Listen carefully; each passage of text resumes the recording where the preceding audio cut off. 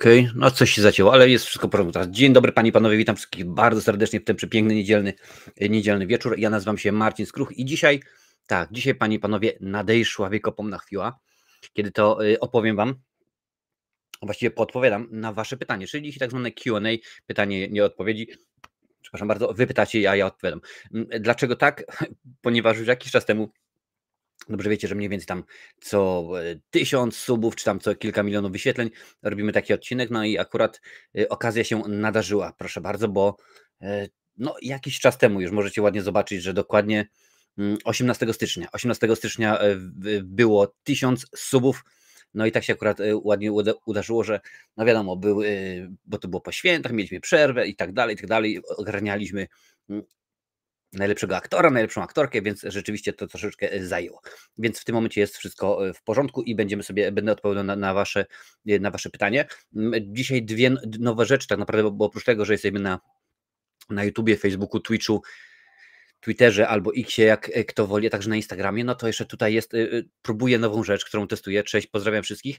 Jest również w tym momencie live na YouTubie, ale na shortach, więc rzeczywiście to jest troszeczkę inna sprawa. YouTube udostępnił coś takiego dopiero nie tak dawno, więc będę również tutaj zaglądał. Pozdrawiam was bardzo wszystkich. To jest ten sam live, to samo wszystko widzicie, ale po prostu motyw jest taki, że akurat próbujemy. Już tutaj patrzę, co piszecie. Cześć, Jason Kruger, witam cię bardzo serdecznie. Nikso, siema, witam cię bardzo fajnie. Marcin Krause, jest okej, w porządku. Krzysztof Kubiak, witam z kolegium, z kolokwium z kina niemego, dostałem 4 i było pytanie o człowieka z kamerą, Dzigi Wiertowa, o reżysera, czyli Dzigi Wiertowa oraz gatunek, czyli symfonię miejską, jaką on jest. No i proszę bardzo, no i wszystko w temacie jest, także elegancko.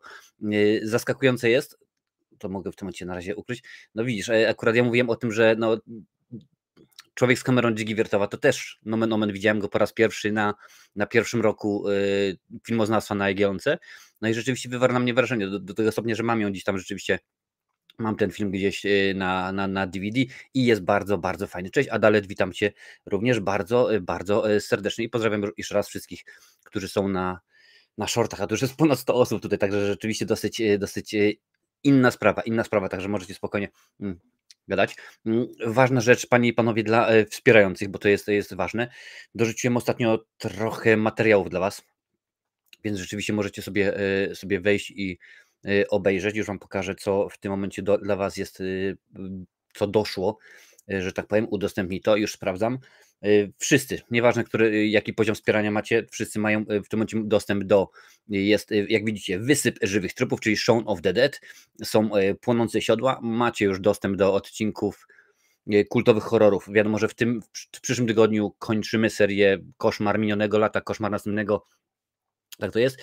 Blanka, witam bardzo serdecznie. Hejka, witam Jurka Piechotę na live tutaj i Magdalena jest jak najbardziej. Cześć. Oczywiście są osoby na shortach, na półce, jak to się zwało, tak zwał. Ale wracając do meritum. W przyszłym tygodniu kończymy minione lato, Koszmar minionego lata, więc będzie odcinek z ciekawostkami. Wtedy, pamiętajcie, jest bardzo ważna sprawa, musicie mi wysyłać propozycje.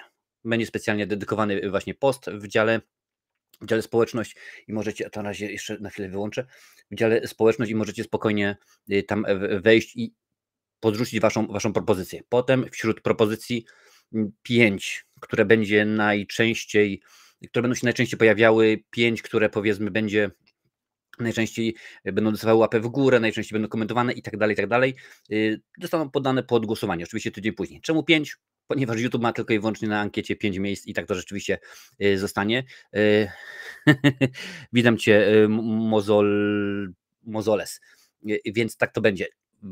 Wspierający mają już dostęp do odcinka z ciekawostkami na temat serii Koszmar minionego lata. Mają dostęp do odcinka z czym, co będzie później. Później będzie Martwa cisza Jamesa Wana i mają w tym momencie również dostęp do nie martwego zła, tylko do martwicy mózgu, bo to będzie oczywiście omówione później. Dodatkowo, co jeszcze macie dostępnego? Tutaj widzę, że macie dostęp do Mortala z 95, macie dostęp do Justice League War Wars, to jest oczywiście animacja.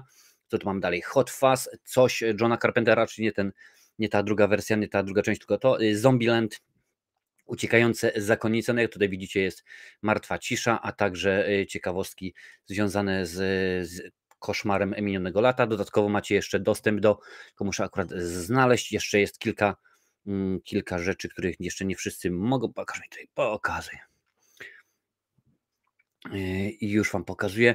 Piotr Góra, co nagrywam? W tym momencie akurat dzisiaj z okazji 7000 subów, tutaj odnoszę się oczywiście do że powiem, shortowych. Z okazji 7000 subów mamy odcinek Q&A i będę odpowiadał na Wasze pytania. Więc możecie zadawać pytania, jakie tylko chcecie. Przypominam, nie ma głupich pytań, są tylko i wyłącznie głupie odpowiedzi. No jakoś teraz nie mogę znaleźć, ale rzeczywiście jest jeszcze kilka materiałów. O, proszę bardzo, jeszcze jest materiał, jeszcze jest recenzja Rekinsteina. To macie w tym momencie, tylko przypominam, to jest akurat bluzgana recenzja, czyli dosyć konkretnie Lincoln się napracował. W tym momencie Lincoln, czyli mój edytor, już ma w tym momencie nowy komputer, naprawił sobie, także jak najbardziej będziemy wracali z materiałami. I to chyba, jeżeli mi się pamięć nie myli, to chyba rzeczywiście wszystko. A, jeszcze jest oczywiście serbski film, recenzja serbskiego filmu, recenzja Mortala sprzed 2 lat bodajże. A także są, jak widzicie, tutaj jeszcze 3 recenzje filmów z cyklu Star Trek, czyli Star Trek Nemesis, Star Trek Pierwszy Kontrakt, a także też Star Trek 5 Ostateczna Granica. I to jest rzeczywiście ostateczny film, bo tutaj nie jest z nim bardzo dobrze. Cześć Krzysiu Lesiu, witam Cię bardzo serdecznie na półce shortowej. Czy widzę nowe nabytki w kolekcji? Chodzi Ci o te płyty tutaj? Tak, ale akurat już prezentowałem. Przypomnijcie mi, drodzy widzowie, kiedy to było pokazywane? Jakiś czas temu. Mogę w sumie jeszcze raz pokazać. Tutaj mam moją listę Oscarową. To, co widzisz, akurat są żółwie ninja, wiesz? Te beznadziejne, ale skrzypie. Nie będę wszystkiego omawiał, bo to głównie jest, ale zaraz powiem.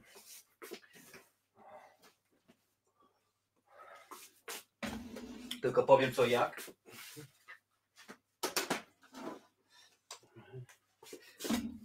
I już mówię, nie będę wszystkiego omawiał, bo to rzeczywiście już było pokazywane, tylko pokrótce powiem, co to za filmy. Moim dzieciakom posprzątałem w pokoju po świętach. No wiadomo, jak się tak się zdarzyło. I sytuacja jest taka, panie i panowie, że akurat to są rzeczy, których Maja już powiedziała, że ona nie chce, ona nie ogląda i w ogóle. Więc tutaj mamy Mapety, Shaun the Sheep, czyli baranek Shaun, Kraina Lodu, Rechotek, Goryl Śnieżek w Barcelonie, Zwierzaki, Sekretne życie zwierzaków, Żłotowłosa i Trzymisie. A także żółwie, wojownicze żółwie Ninja Turtles The Next Mutation. Kiedy te żółwie ninja z lat 90. zrobiły wielki sukces, no to ktoś stwierdził, że Kinga pyta, ile mam lat? I mam lat, czekaj, chyba jeszcze 44. Stwierdzono, że będziemy robić dalej więcej. No i zrobili tych 10 chyba części, a one są tak beznadziejne, że po prostu nie oglądajcie. Jeżeli nie widzieliście, to nie oglądajcie. Co dalej? Przygody Gullivera, Dziennik Cwaniaczka 1, 2, 3.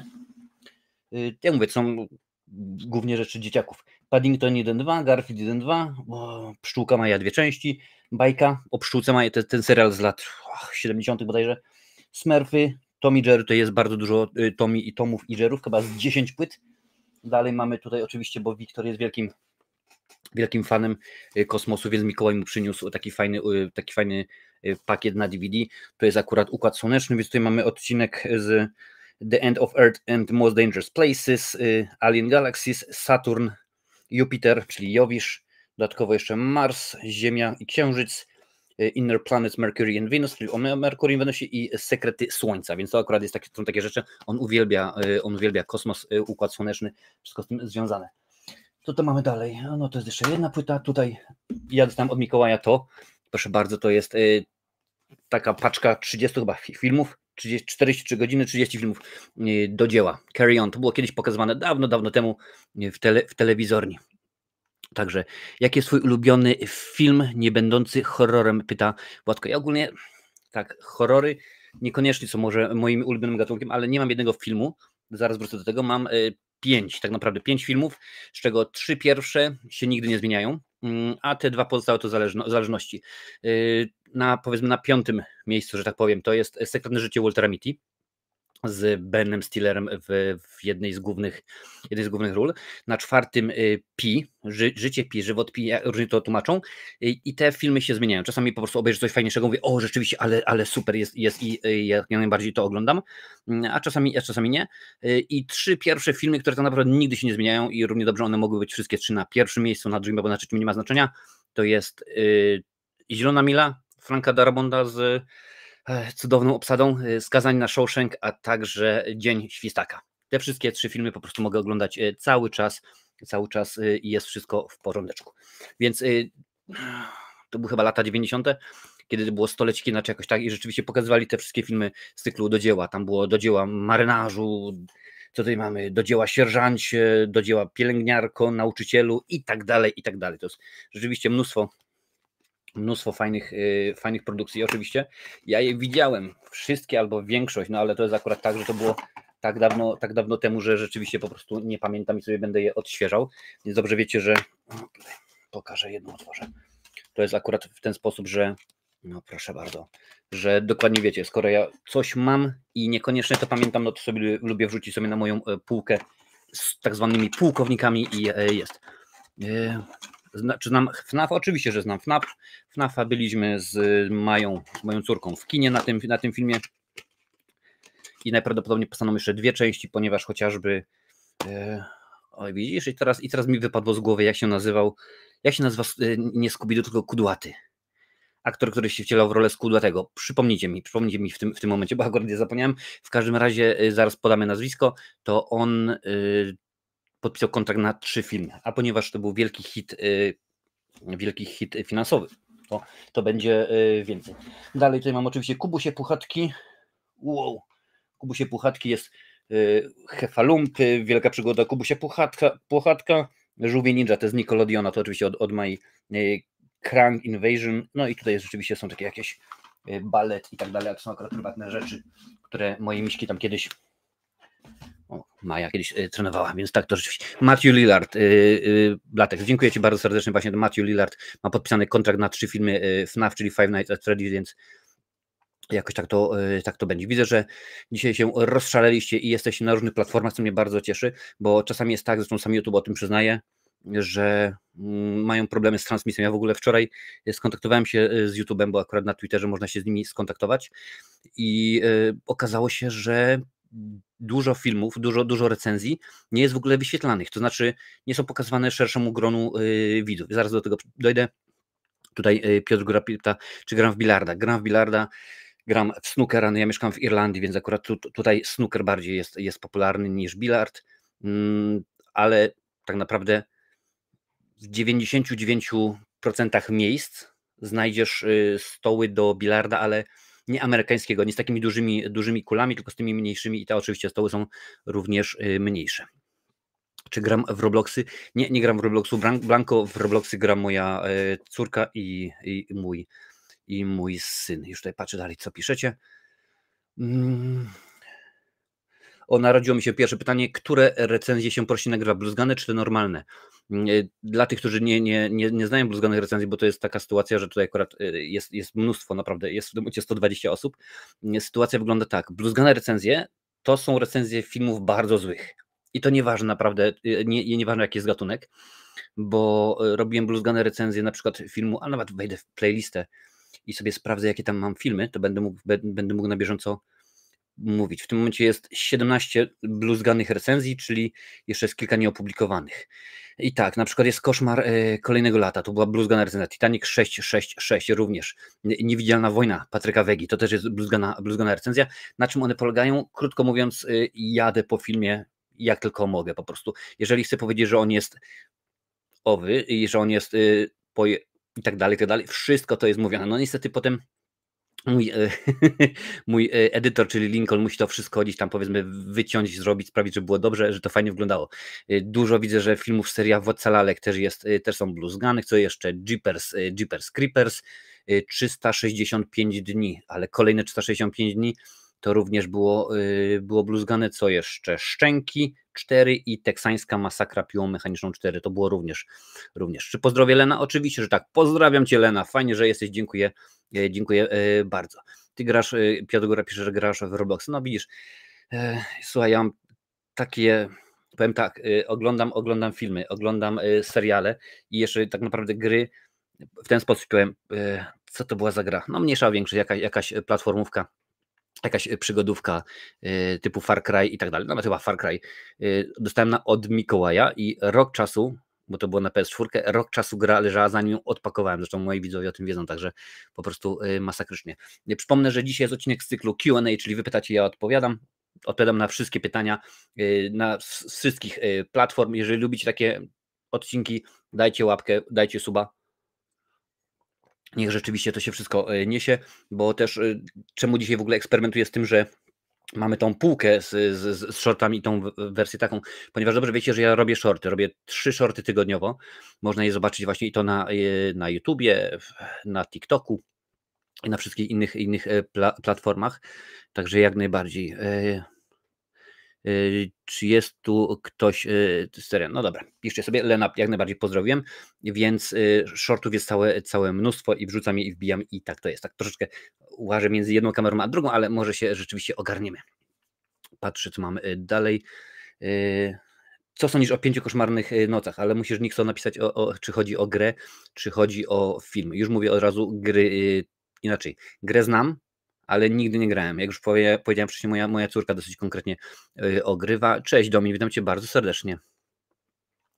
Witam Cię bardzo serdecznie, fajnie, że jesteś, więc daj znać, o co chodzi. W zeszłą niedzielę było prezentowane, Jurek Piechota podrzuca. O, proszę bardzo, więc zeszłym. Cześć Michał, witam Cię bardzo serdecznie. Akurat Michał widzę, że ogląda na Facebooku. Nie ma problemu, bardzo mi to podoba, mi się to, cytując klasyka. Jest i Katarzyna. Także bardzo fajnie. Tutaj widzę, że mam troszeczkę czas zapóźniony, ale Lillard i Jurek Piechota wrzuca, to był Matthew Lillard, tak. Czy lubię Gwiezdne Wojny? Pyta się Nixo JR, czy Nixo Junior. Cześć. Tak, lubię Gwiezdne Wojny, wiesz, no. Problem jest taki, że z Gwiezdnymi Wojnami to jest wiele. Tak naprawdę pewnie Wiktor kiedyś z KFK, teraz z Imersji mógłby mnóstwo na ten temat powiedzieć. Zresztą nie raz był na naszym kanale i gadaliśmy na ten temat wiele razy. To jest takie szerokie uniwersum. Mamy oczywiście 9 głównych filmów, mamy filmy pośrednie, czyli mamy Solo i mamy Water 1, mamy seriale, więc rzeczywiście jest bardzo dużo. Mamy gry planszowe, książki, komiksy i tak dalej, i tak dalej. Jak się nazywam? No, nazywam się Marcin Skruch, więc rzeczywiście bardzo tego jest dużo. Lubię Gwiezdne Wojny jak najbardziej, cieszy mnie to, w którym kierunku to idzie. Trochę jestem zniesmaczony, może niedobre słowo, ale zaskoczony tym, że stwierdzono, że kolejny sezon Mandaloriana to nie będzie kolejny sezon Mandalorianina, tylko że będzie to film kinowy. Do tego stopnia to zaskoczyło, że nawet twórcy ponoć nie wiedzieli o tego, bo wypowiadali się tam gdzieś na Facebooku, czy tam na Xie, czy Twitterze i oni, tak, będzie coś takiego? Pierwsze słyszę. No ale tak to rzeczywiście jest. Gwiezdne Wojny lubię. Piotr się pyta, ile znasz horrorów? O panie, a ile mamy czasu? Mamy tak z 10 godzin. Horrorów powiem Ci w ten sposób, Piotrze, żeby było lepiej, łatwiej, prościej. I już tutaj w tym momencie sobie znajdę. Tak, na liście jestem, gdzie mam kultowe horrory, czyli omawiam horrory, które rzeczywiście widzowie wybrali. Tutaj jest 238 recenzji na tym kanale, więc ponad 200, więc obstawiam, biorąc pod uwagę, ile widziałem, a gdzieś tak bym obstawił, może gdzieś koło 500. Na pewno do 1000 jeszcze nie doszło. Ładne imię? Dziękuję. Ty 9 widziałeś. No to jeszcze jest przed tobą. Uwierz mi, klasyków jest dużo. Moja córka teraz powoli, że tak powiem, wchodzi w te starsze filmy właśnie. Nie tylko Mapety, nie tylko Żółwie Ninja, ale starsze. Na przykład niedawno oglądaliśmy Terminatora. I wiesz, Płonące siodła, stąd właśnie też recenzja, bo miałem na bieżąco, że tak powiem, zrobione, więc jest dużo, rzeczywiście jest dużo rzeczy do obejrzenia.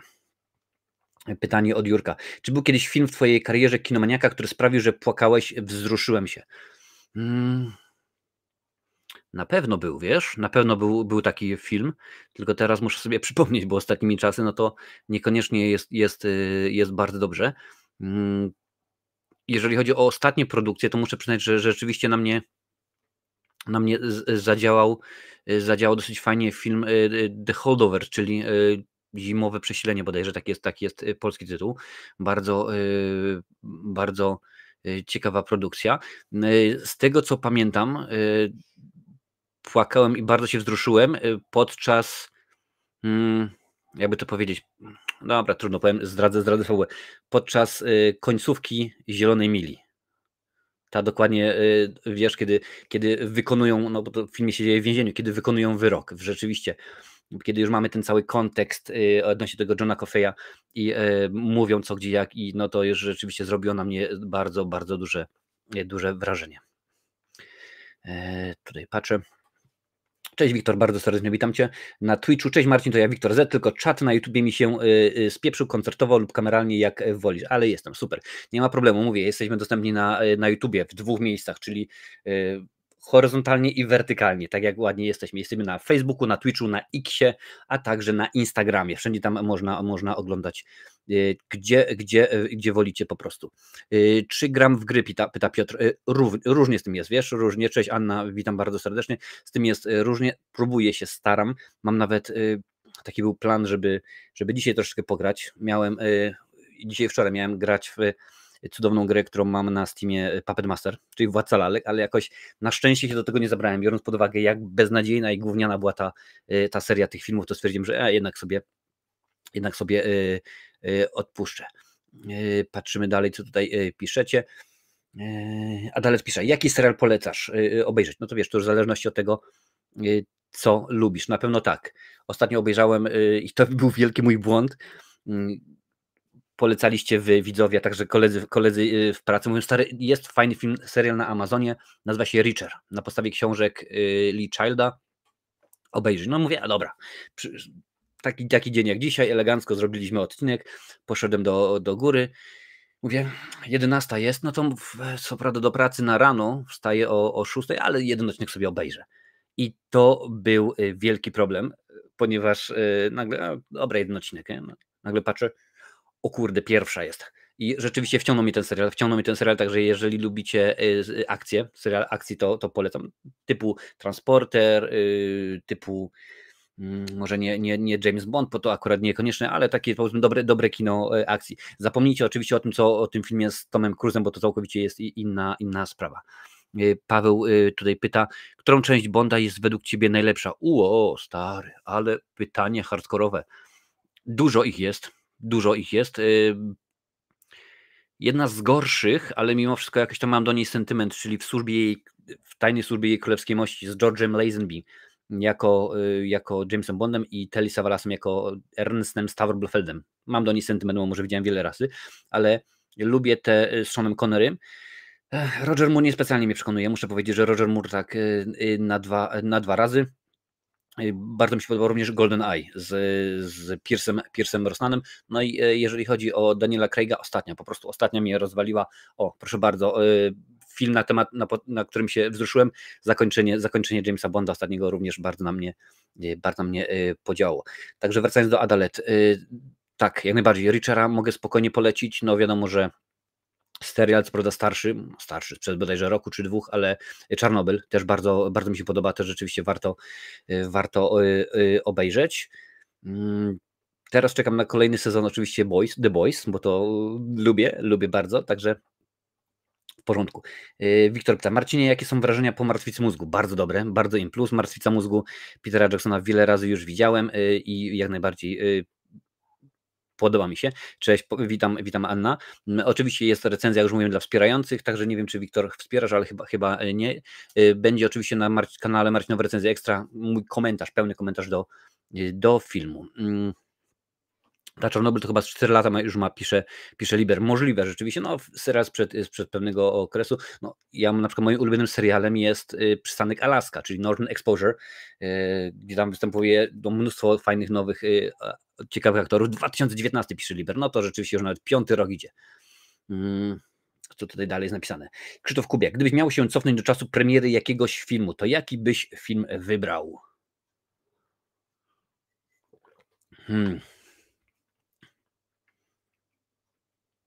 Jaki bym film wybrał?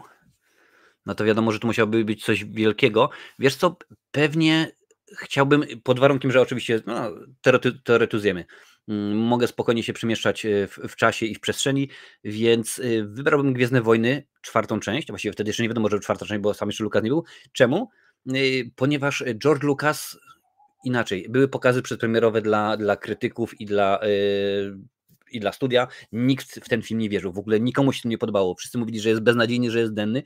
Do tego stopnia, że kiedy była premiera tego filmu w Stanach, ono wraz ze Spielbergiem polecili sobie na wakacje na Hawaje i totalnie byli odcięci. Dopiero jak wrócił z wakacji, okazało się, o kurde, rzeczywiście mam hit i chciałbym właśnie być na tej premierze, zobaczyć jak to jest, być jedną z pierwszych osób, które mają możliwość dostępu do takiego filmu.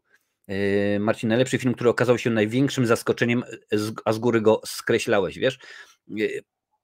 Jest kilka takich filmów, które może nie tyle, że z góry skreślam, aczkolwiek jestem do nich na zasadzie, o ja cię muszę to obejrzeć. Na przykład teraz jestem wam winien recenzję filmu Egzorcysta, ta ostatnia w każdym razie i no nie chcę, bo wiem, że rzeczywiście były złe recenzje, mówiliście, że jest film słaby i to jest tak, ale nie mam takiego czegoś, że na zasadzie powiem, że kurde, ten film mi się nie podoba, nie chcę go oglądać, jest den, a potem jest nagle wow, bo rzeczywiście jeżeli się już nastawiam na jakiś film, to raczej to jest im plus, wiesz, jakoś jest pozytywnie, także jakoś w ten sposób, tak zabawnie w tym momencie widzę, że mam akurat 2 live'y włączone, no ale to rzeczywiście zdarza się. Czemu by nie, skoro YouTube pozwala, skoro tak to mamy rzeczywiście,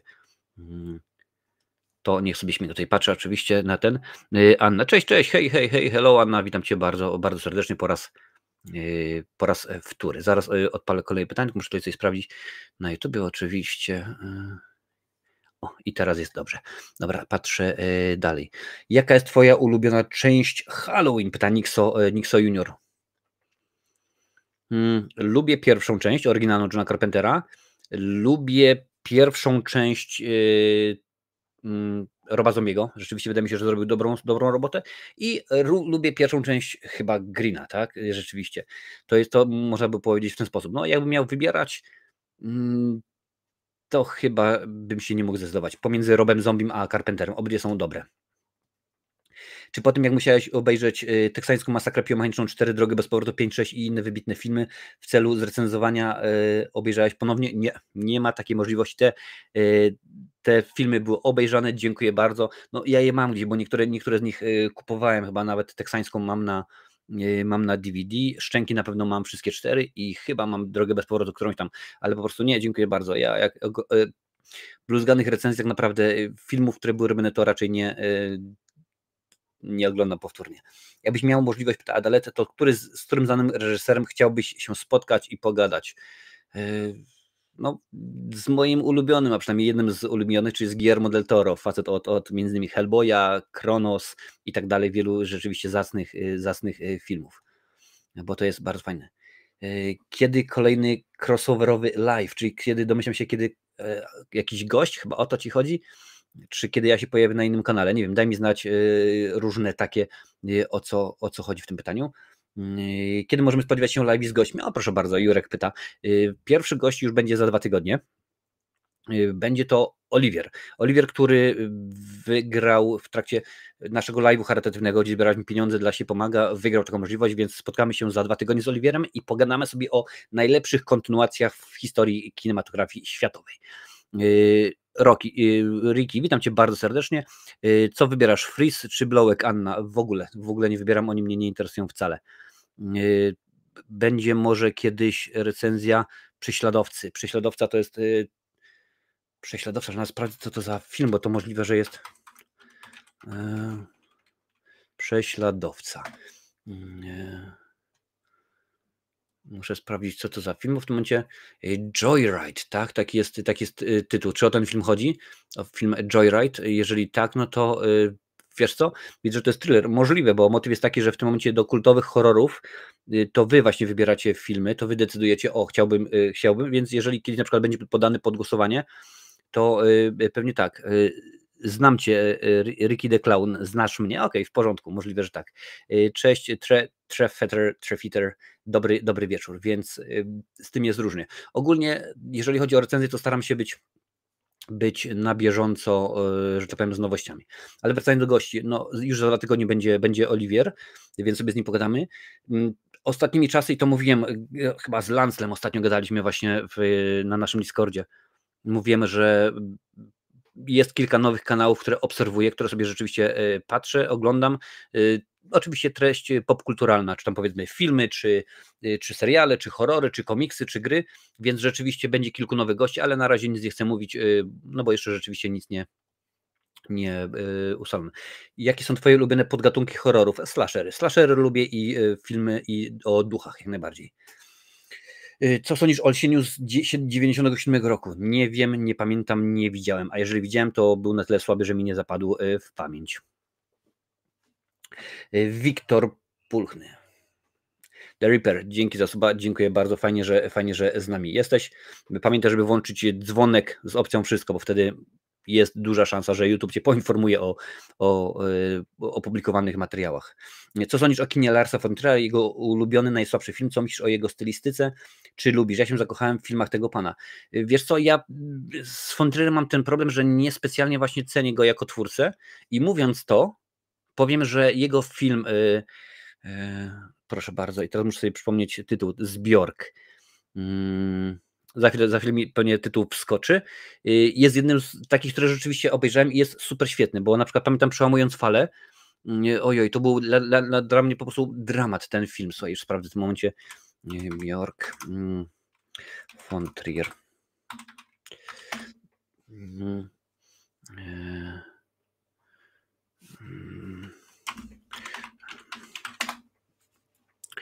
Tańcząc w ciemności. Tańcząc w ciemnościach, świetny film, naprawdę rewelacyjnie, bardzo mi się podobał. To o ten film chodziło. Ogólnie za Larsem von Trierem i tym jego sposobie, to się nazywa dogma, tak, że nie używamy sztucznego oświetlenia, charakteryzacji i tak dalej. W jednym nawet pamiętam filmie z Nicole Kidman, a także Benem Gazzarą, czyli złolem z filmu Wikidajo z Patrickiem Swayze. Nie było nawet nic, po prostu akcja się działa na scenie, gdzie mieliśmy namalowane tam kreski, także w ten sposób. Richard jest rewelacyjny. No w tym momencie tutaj widzisz, pisze Lancel, tak mam bardzo zapóźniony ten czat. Zobaczymy zaraz tutaj. Pytanie jest od Pawła. Jaki jest najgorszy film akcji twoim zdaniem? O jacie, najgorsze co widziałem, no to pewnie byłoby tego dosyć sporo. Wiesz co, jednego najgorzej ocenianego to tak naprawdę nie przypomnę sobie, bo pewnie by trzeba było się wrócić. Z Nicolasem Cage'em był taki jeden, czekaj. Thomas Jane, chyba Nicolas Cage. Wydaje mi się, że taki był film. USS Indianapolis. Nie, a może to właśnie był sam Thomas Jane. W każdym razie było po prostu, że wiesz, na przykład oprócz tego, że film był głupi, no to na przykład dla zdynamizowania akcji, wiesz, czasem się zdarza, że jest sprzęgło, zmiana biegu, gaz i tak dalej. No, wszystko elegancko robili, nagle się okazuje, że oni cały czas jedą autem z automatyczną skrzynią biegu i tak dalej, po prostu bzdury fabularne, także ciężko gadać. Ulubiony bohater z horroru i ulubiony złol. Ulubiony bohater, no to jak najbardziej to Freddy Krueger, także to musi być w ten sposób, bo Freddy'ego uwielbiam. Czy oglądałeś Dom z papieru? Pyta. Nie, niestety nie miałem okazji, żeby tak powiem, go oglądać i jakoś tak jestem zapóźniony. Czy mieszkam w Lublinie? Pyta Ricky. Nie, Ricky, nie mieszkam w Lublinie, mieszkam w Irlandii. Mieszkam w Irlandii od 20 już lat. Dobra, patrzę dalej, bo to jest... Okej. Czy przeprosiłeś się kiedyś z filmami takimi jak Lśnienie, 2001, Nocy jako kosmiczna i tak dalej, które wszyscy kochają, a ty nie lubisz lub nie rozumiesz ich fenomenu? Kiedyś, wiele lat temu, cześć Mateusz, witam cię bardzo serdecznie. Jak tam? Super elegancko gadamy, dzisiaj jest Q&A. Poczyniłem taki film właśnie jak filmy, które ludzie lubią, a ja nienawidzę i między innymi była Odyseja kosmiczna, między innymi tam był chyba Titanic. Tak, zgadza się. Jest kilka takich filmów, na przykład kiedy obejrzałem po raz pierwszy Milczenie owiec, a to było w 95 chyba, rzeczywiście dawno temu, to mi się nie podobał, ale potem obejrzałem go ze 3 lata temu, chyba jakoś tak, i stwierdziłem, że jak najbardziej podoba mi się.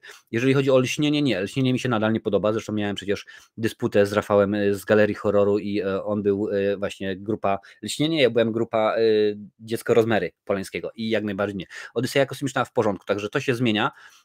Co jakiś czas próbuję te filmy oglądać, co jakiś czas mówię na jakieś co 2-3 lata nie częściej. Także jakoś tak to się dzieje.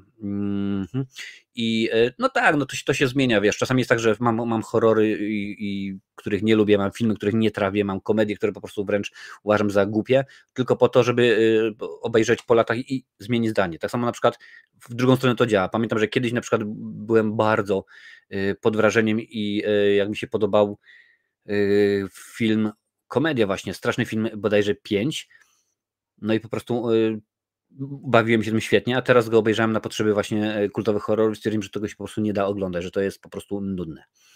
Ile razy obejrzałem trylogię Sienkiewicza?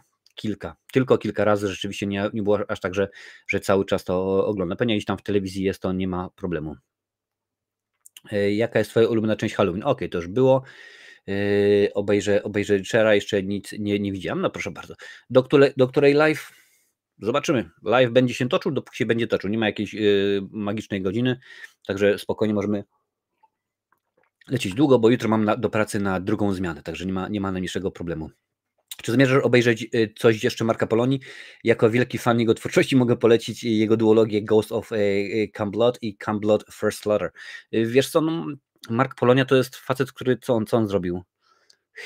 To jest chyba człowiek od Dreckensteina, tam mi się wydaje. Wiesz co, pewnie może jak kiedyś tam gdzieś wpadnie w ręce, to tak, ale nie tak, żeby nagle oglądać celowo. Tutaj jest na czacie pytanie, czy oglądałeś serbski film? Jak najbardziej Jachowski. Widziałem serbski film, nawet zrobiłem tego filmu recenzję, gdyż uważam serbski za, już abstrahuję oczywiście od tego, jaka jest tematyka, uważam go za w miarę dobry film. Cześć, Madame Perfumella, witam Cię bardzo serdecznie. Jaka jest moja ulubiona strzelanka? Hitman. Hitmana uwielbiam po prostu, także naprawdę jak najbardziej. Także to jest dobre. Dobra, patrzymy dalej. Co sądzisz o Resident Evil? Znowuż, Mikso, musisz te pytania dawać bardziej konkretne. Gry czy filmy? Wiesz, animacje? Powiem tak, animacje jak najbardziej, polecam każdemu. Filmy, pierwsza część Paula W.S. Andersona lubię, drugą można obejrzeć, o reszcie zapominamy, tego po prostu nie ma. Gry, no też lubię, no wiesz,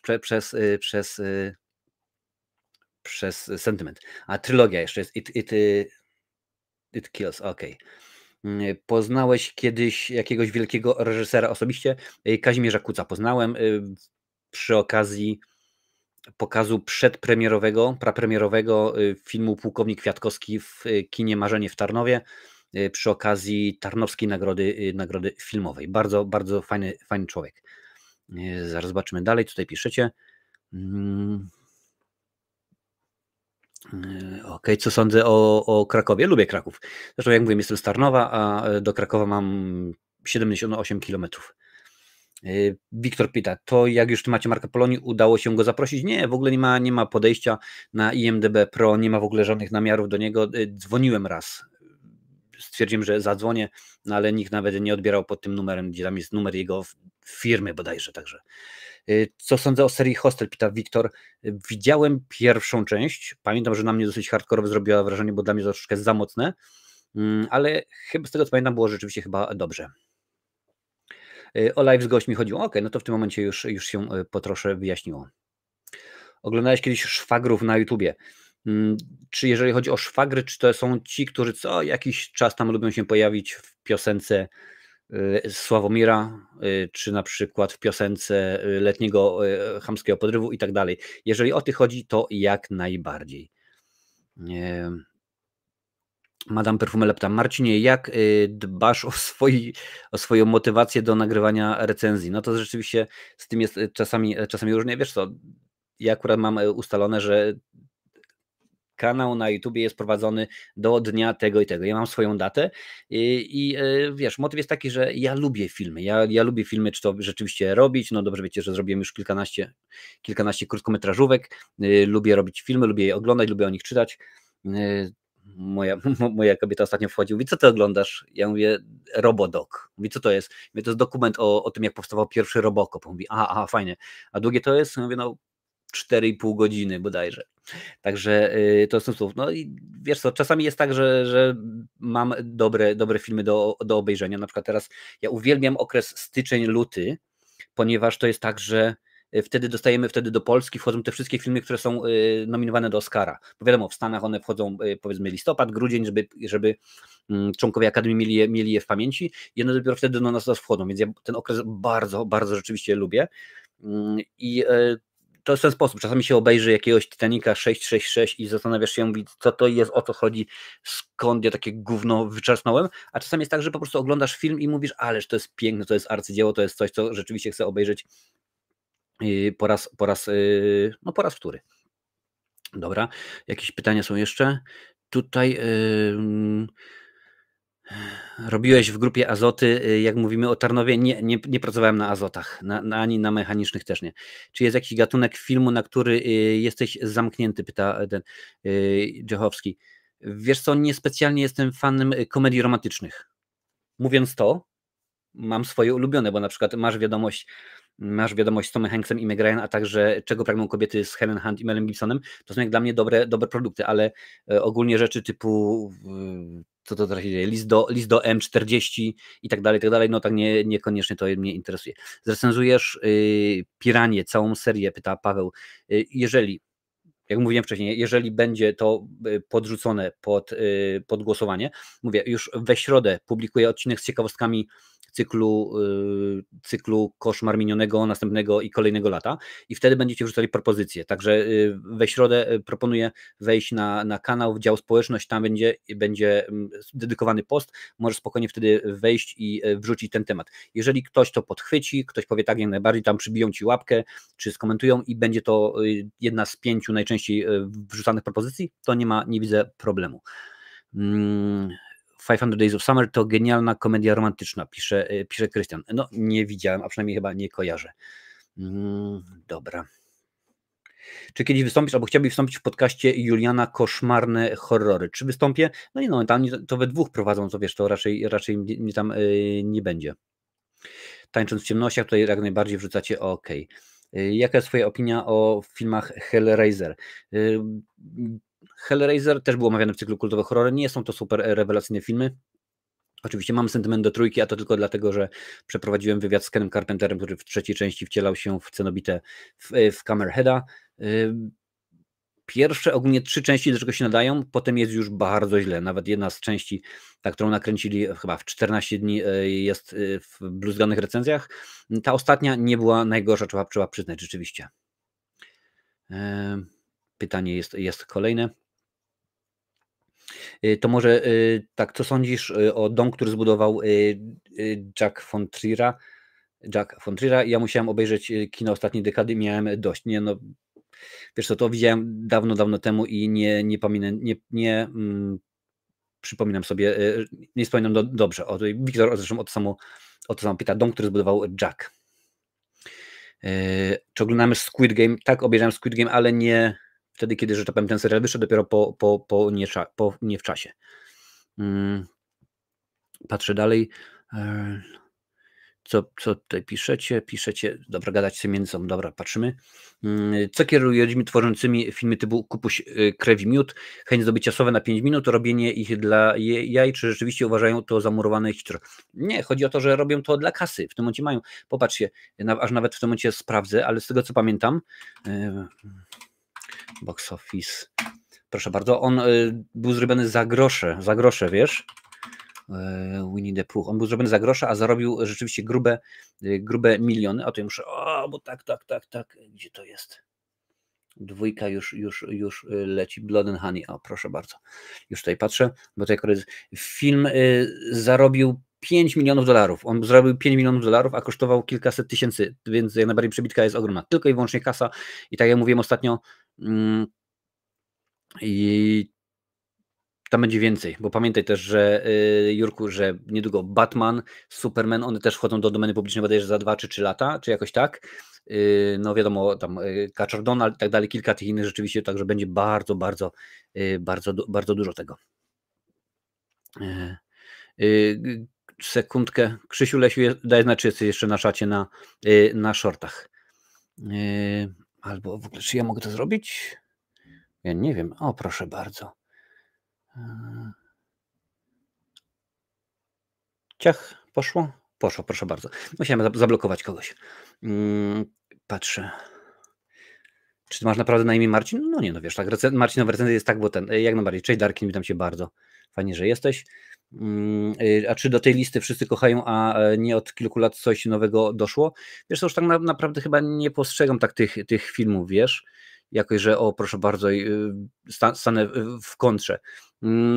Są filmy na przykład teraz, może akurat nie bardzo, ale a propos Priscilla. Priscilla wyszła kilka dni temu i nagle wszyscy, patrz, Festiwal w Wenecji, 10-minutowe owacje na stojąco, wow, jak super, w ogóle rewelacyjny film, a ja obejrzałem ten film i dla mnie jest nudny po prostu. To jest film, który można obejrzeć na raz i dziękuję, więcej nie trzeba. Więc tak to jakoś wygląda. To sądzisz o The Room i ile razy go obejrzałeś, tak Krzysztof? The Room widziałem raz, właśnie na potrzeby chyba odcinka, a nie wiem czasem, czy nie robiliśmy czegoś z Rafałem. W każdym razie Room widziałem tylko i wyłącznie raz, z Tomim Wiseau oczywiście. Jakbyś miał możliwość lunchu z jakimś reżyserem, który mógłby ci dać kilka rad odnośnie pracy reżysera, kto by to był? Pomijam bariery językowe, no to oczywiście Guillermo del Toro i Quentin Tarantino, obojętnie, który nie ma znaczenia. Kiedy byłem ostatnio w Polsce? Ostatnio w Polsce byłem w ostatnie wakacje. A Birdemic, czy oglądasz czasami? Kultowa trylogia, pyta Marcin. Birdemic, o właśnie, Birdemic na pewno, czyli Ptakodemia widziałem na pewno na potrzeby tak, mi się wydaje, że na potrzeby filmu, na potrzeby odcinka z Rafałem z Galerii Horroru i obejrzałem raz i to mi wystarczy. Widziałem tylko pierwszą część, nie widziałem ani drugiej, ani trzeciej.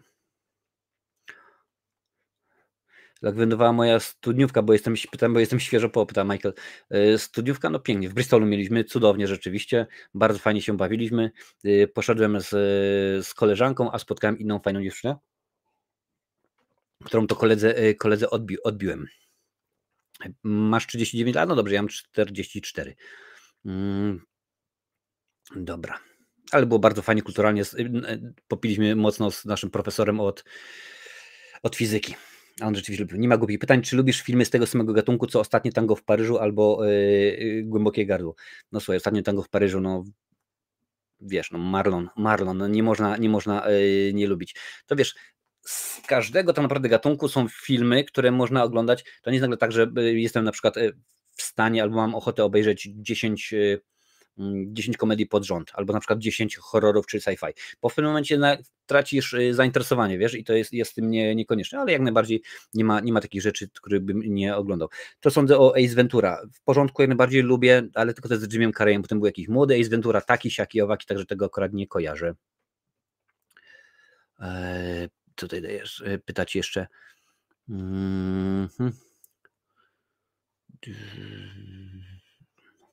Dobrze, sekundkę tutaj.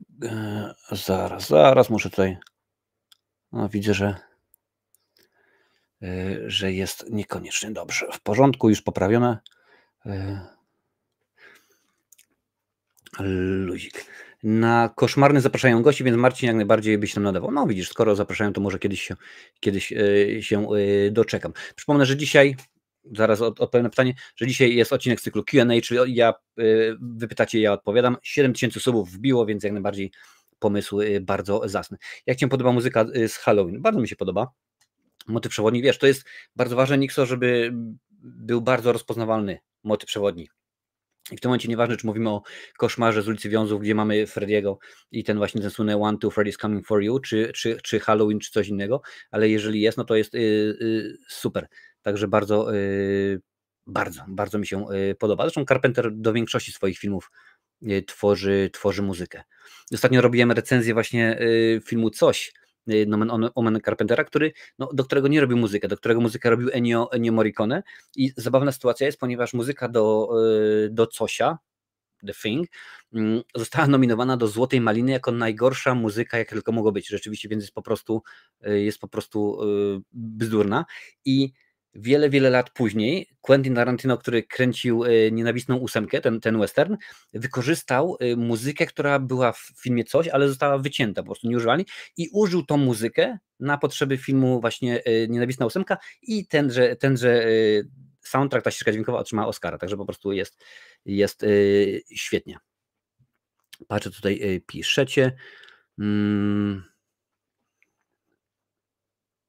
Dobrze, dobrze. To między sobą gadacie. No co gadacie? Jak wspominasz program w starym kinie? Dowiedziałem się, że redaktor Janicki robił doktorat na moim wydziale. O, proszę bardzo, no bardzo dobrze wspominam, wiesz. Zresztą lata 90. i nie tylko, ale 80.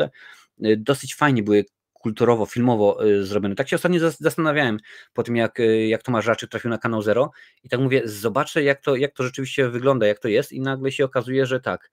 Mieliśmy właśnie w starym kinie, które po prostu uwielbiałem. No pan Janicki przedstawił mnie, dzięki niemu poznałem braci Marx, których uwielbiam, kocham do dzisiaj, więc jak najbardziej bracia Marx rządzą, ale mieliśmy ten film, ten program, mieliśmy Filmidło było, więc rzeczywiście kolejny program, mieliśmy Perły z Lamusa, gdzie panowie Raczyk i Kałużyński gadali w genialny sposób o filmie, mieliśmy Kocham kino z Grażyną Torbicą i w późniejszych czasach z Tadeuszem Sobolewskim, mieliśmy Kinomaniaka, gdzie Artur Pietras opowiadał o filmie i jeszcze było chyba Multikino na TVN-ie, mi się wydaje, które, już nawet nie pamiętam jak się nazywał ten facet, który to prowadził, więc bardzo miło wspominam te czasy, rzeczywiście to było bardzo ciekawe kulturowo okres w moim życiu.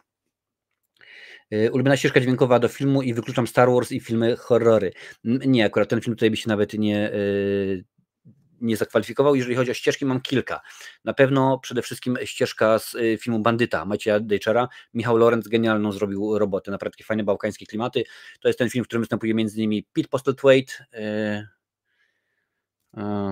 Til Schweiger i Polly Walker bodajże, rzeczywiście. Bardzo fajna produkcja. No i tutaj polecę w tym momencie Sztampom, czyli Waleczne Serce, a także Ostatni Mohikanin, ale jeszcze bym dorzucił, jeżeli nie chodzi tylko i wyłącznie o samą melodyczność, no to powiem tak, Zagubiona autostrada Davida Lyncha. Podoba mi się, bo tam jest rzeczywiście fajna zlepka tego wszystkiego, bo tam jest i Lou Reed, i David Bowie, jest i Rammstein, i Nine Inch Nails, i kilka innych rzeczywiście utworów, a także to chyba bardziej z sentymentu i z faktu, kiedy ten film oglądałem, to Mortal Kombat z 95 roku, taka po prostu świetna muza, która się wtedy wpisywała. A Gwiezdne Wojny to naprawdę to rozpoznaję i kojarzę dwa utwory, czyli powiedzmy ten główny, no i także Marsz Vadera, no i to wszystko. Adalet, czy widziałeś filmy nominowane do Oscarów? Chodzi o ten rok zapewnie. No i kurczę, tutaj sobie zagrodziłem moją listę. Tak, już bardzo dużo widziałem, wiesz, w tym roku. Tylko powiem, bo mam taki zwyczaj, że filmy, które są nominowane do Oscara, oglądam. Wszystkie oglądam. Praktycznie rzecz biorąc nie oglądam krótkiego metrażu i dokumentalnych, bo to jest ciężko dorwać, ale akurat jest nie najgorzej. Jeszcze mi zostało do obejrzenia, już Ci mówię, Rustin, American Fiction, co jeszcze mam? Nijad, muszę również sobie obejrzeć, tego jeszcze nie widziałem. Anatomia upadku, Kolor purpury, oczywiście mowa o tym musicalu. Co tutaj jeszcze mamy dalej? El Conde, bo jest również nominowany. Anatomia upadku to już mówiłem, są dokumentalne, to nie, aczkolwiek udało mi się kilka obejrzeć dokumentalnych, bo jest i krótkometrażów, bo są na Netflixie, można zobaczyć.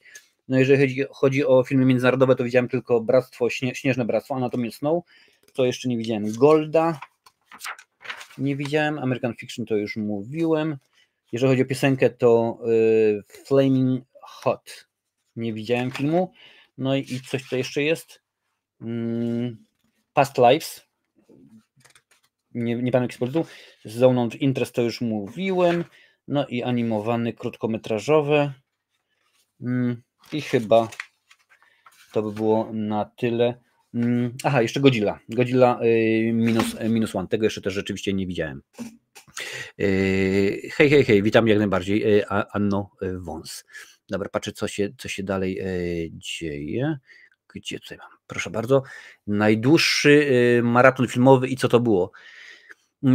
Maratonów jako takich ostatnio nie robiłem, to już dawno, wiesz, chyba ostatnim maratonem, który zrobiłem, to muszę powiedzieć, że z Kacprem, czyli z kumplem robiliśmy dawno temu Piła, to by była Piła, bo wychodziła część U i teraz zaszczel mnie, nie wiem, 6. albo 7.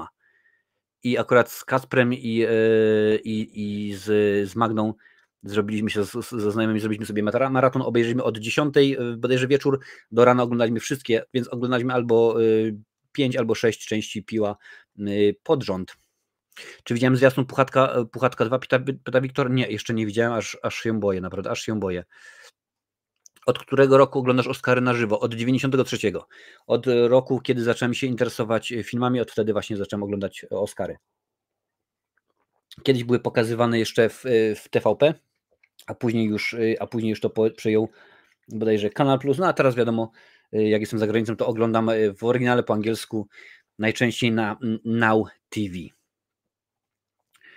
Dziś widzowie wolą oglądać Love Island czy inne wytatuowane kobieco podobne istoty, a nie wartościowe programy z dziedziny kina, technologii, historii, chociaż z drugiej strony jak wszystko jest w internecie. No tak, rzeczywiście zgadza się, wszystko można zobaczyć, tylko wiesz, to też jest motyw taki, że jakoś to tak było, że kiedy miałeś coś pokazanego w telewizji, no to wiedzieliśmy, że to jest rzetelne. To znaczy nie to, że nagle ktoś ci wrzuci na Facebooku informacje typu wiesz, jak na przykład jeżeli chcesz wyleczyć się z tego, to tak naprawdę kto to wrzucił? Chyba były prezydent, tak? Amerykański powiedział, że jeżeli chcesz się trzymać z daleka od pandemiksa, od tego, co było, no to napij się wybielacza. Wiesz, kiedy jak coś dostawaliśmy w telewizji, to było wiadomo, że to jest poparte czymś, jakimś sensownym, że to mówi ktoś w porządku, że kiedy o języku polskim mówi profesor Miodek, no to on mówi rzeczywiście 100% prawdy i nie ma innej opcji. Kiedy dostawaliśmy Gód Świńskich i tak dalej, i tak dalej. A teraz masz tego tyle, że tak powiem na YouTubie, na Facebooku, w internecie ogólnie, że każdy może, wiesz, powiedzieć ci coś innego. I przesiać to wszystko, no to rzeczywiście jest ciężko, bo może się okazać, że po prostu chcesz, próbujesz, a tutaj jest jak najbardziej bzdura i głupota i tak dalej, także zgadza się. W internecie jest wszystko, ale to dawno. Z tego roku. Dobra. Cześć, Paid McFly, witam Cię bardzo, bardzo serdecznie. Cześć wszystkim, Marcin, ulubione filmy Lyncha i co generalnie o nim sądzisz, pyta Straczewski, czyli Oliwier, z którym widzimy się za 2 tygodnie. Ulubione filmy Lyncha i co generalnie o nim sądzisz? O nim sądzę to, że bardzo lubię Davida Lyncha, a jeżeli chodzi o ulubione, no to tak jak mówiłem przed chwilą, Zagubiona autostrada, uwielbiam, naprawdę bardzo dobry film, bardzo lubię, bardzo nie lynchowski nomen omen film, czyli Historia Straighta. Wiem, że tytuł jest polski, prosta historia, ale to nie jest straight story, tylko tam jest właśnie apostrof Historia Straighta, albo jak to woli. Genialny naprawdę film o facecie, który przez pół Ameryki zapierniczy na kosiarce, jak to powiedział Czarek Pazura.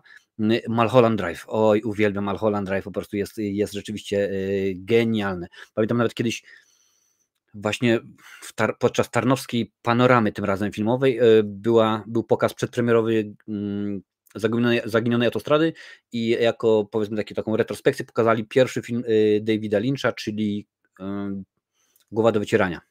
Bardzo, bardzo hardkorowy film. Jaki był najdłuższy film, jaki widziałeś i czy widziałeś film Wojna i pokój, chyba z lat 60., jeszcze radziecki film trwający około 4,5 godziny, uznawany za jeden z najdłuższych filmów właśnie. Najdłuższym filmem jest chyba Lekarstwo na bezsenność. To mi się wydaje, film, który trwa chyba 85 godzin. A czy jaki najdłuższy? No, wiesz, wystarczy przypomnieć ten bardzo, bardzo długi film dokumentalny o koszmarze z ulicy Wiązów, tak? Tam jest kilkanaście godzin chyba. Widziałem na pewno, no ostatnio było takie długie, bo dostaliśmy ten film Martina Scorsese, chyba jest ze 3,5 godziny, Killers of the Flower Moon. No pamiętam też, to jeszcze z czasów gówniarstwa, jak byłem właśnie młodziolem, to widziałem Tożsamość Borna, ale tę wersję z Jacqueline Smith i Richardem Chamberlainem. On tam był albo 3 godziny i 5 minut, albo 3 godziny bez 5 minut, więc to jak najbardziej widziałem. Muszę sprawdzić, czar mi się chyba zawiesił. Dobra, jest w porządku, już hula. Więc Wojna i pokój, tak, widziałem, ale to było oczywiście dawno temu. Tak naprawdę każdy film, który się włączy na Polsacie, to trwa, czy na TVN, to trwa z 20 godzin. Nie.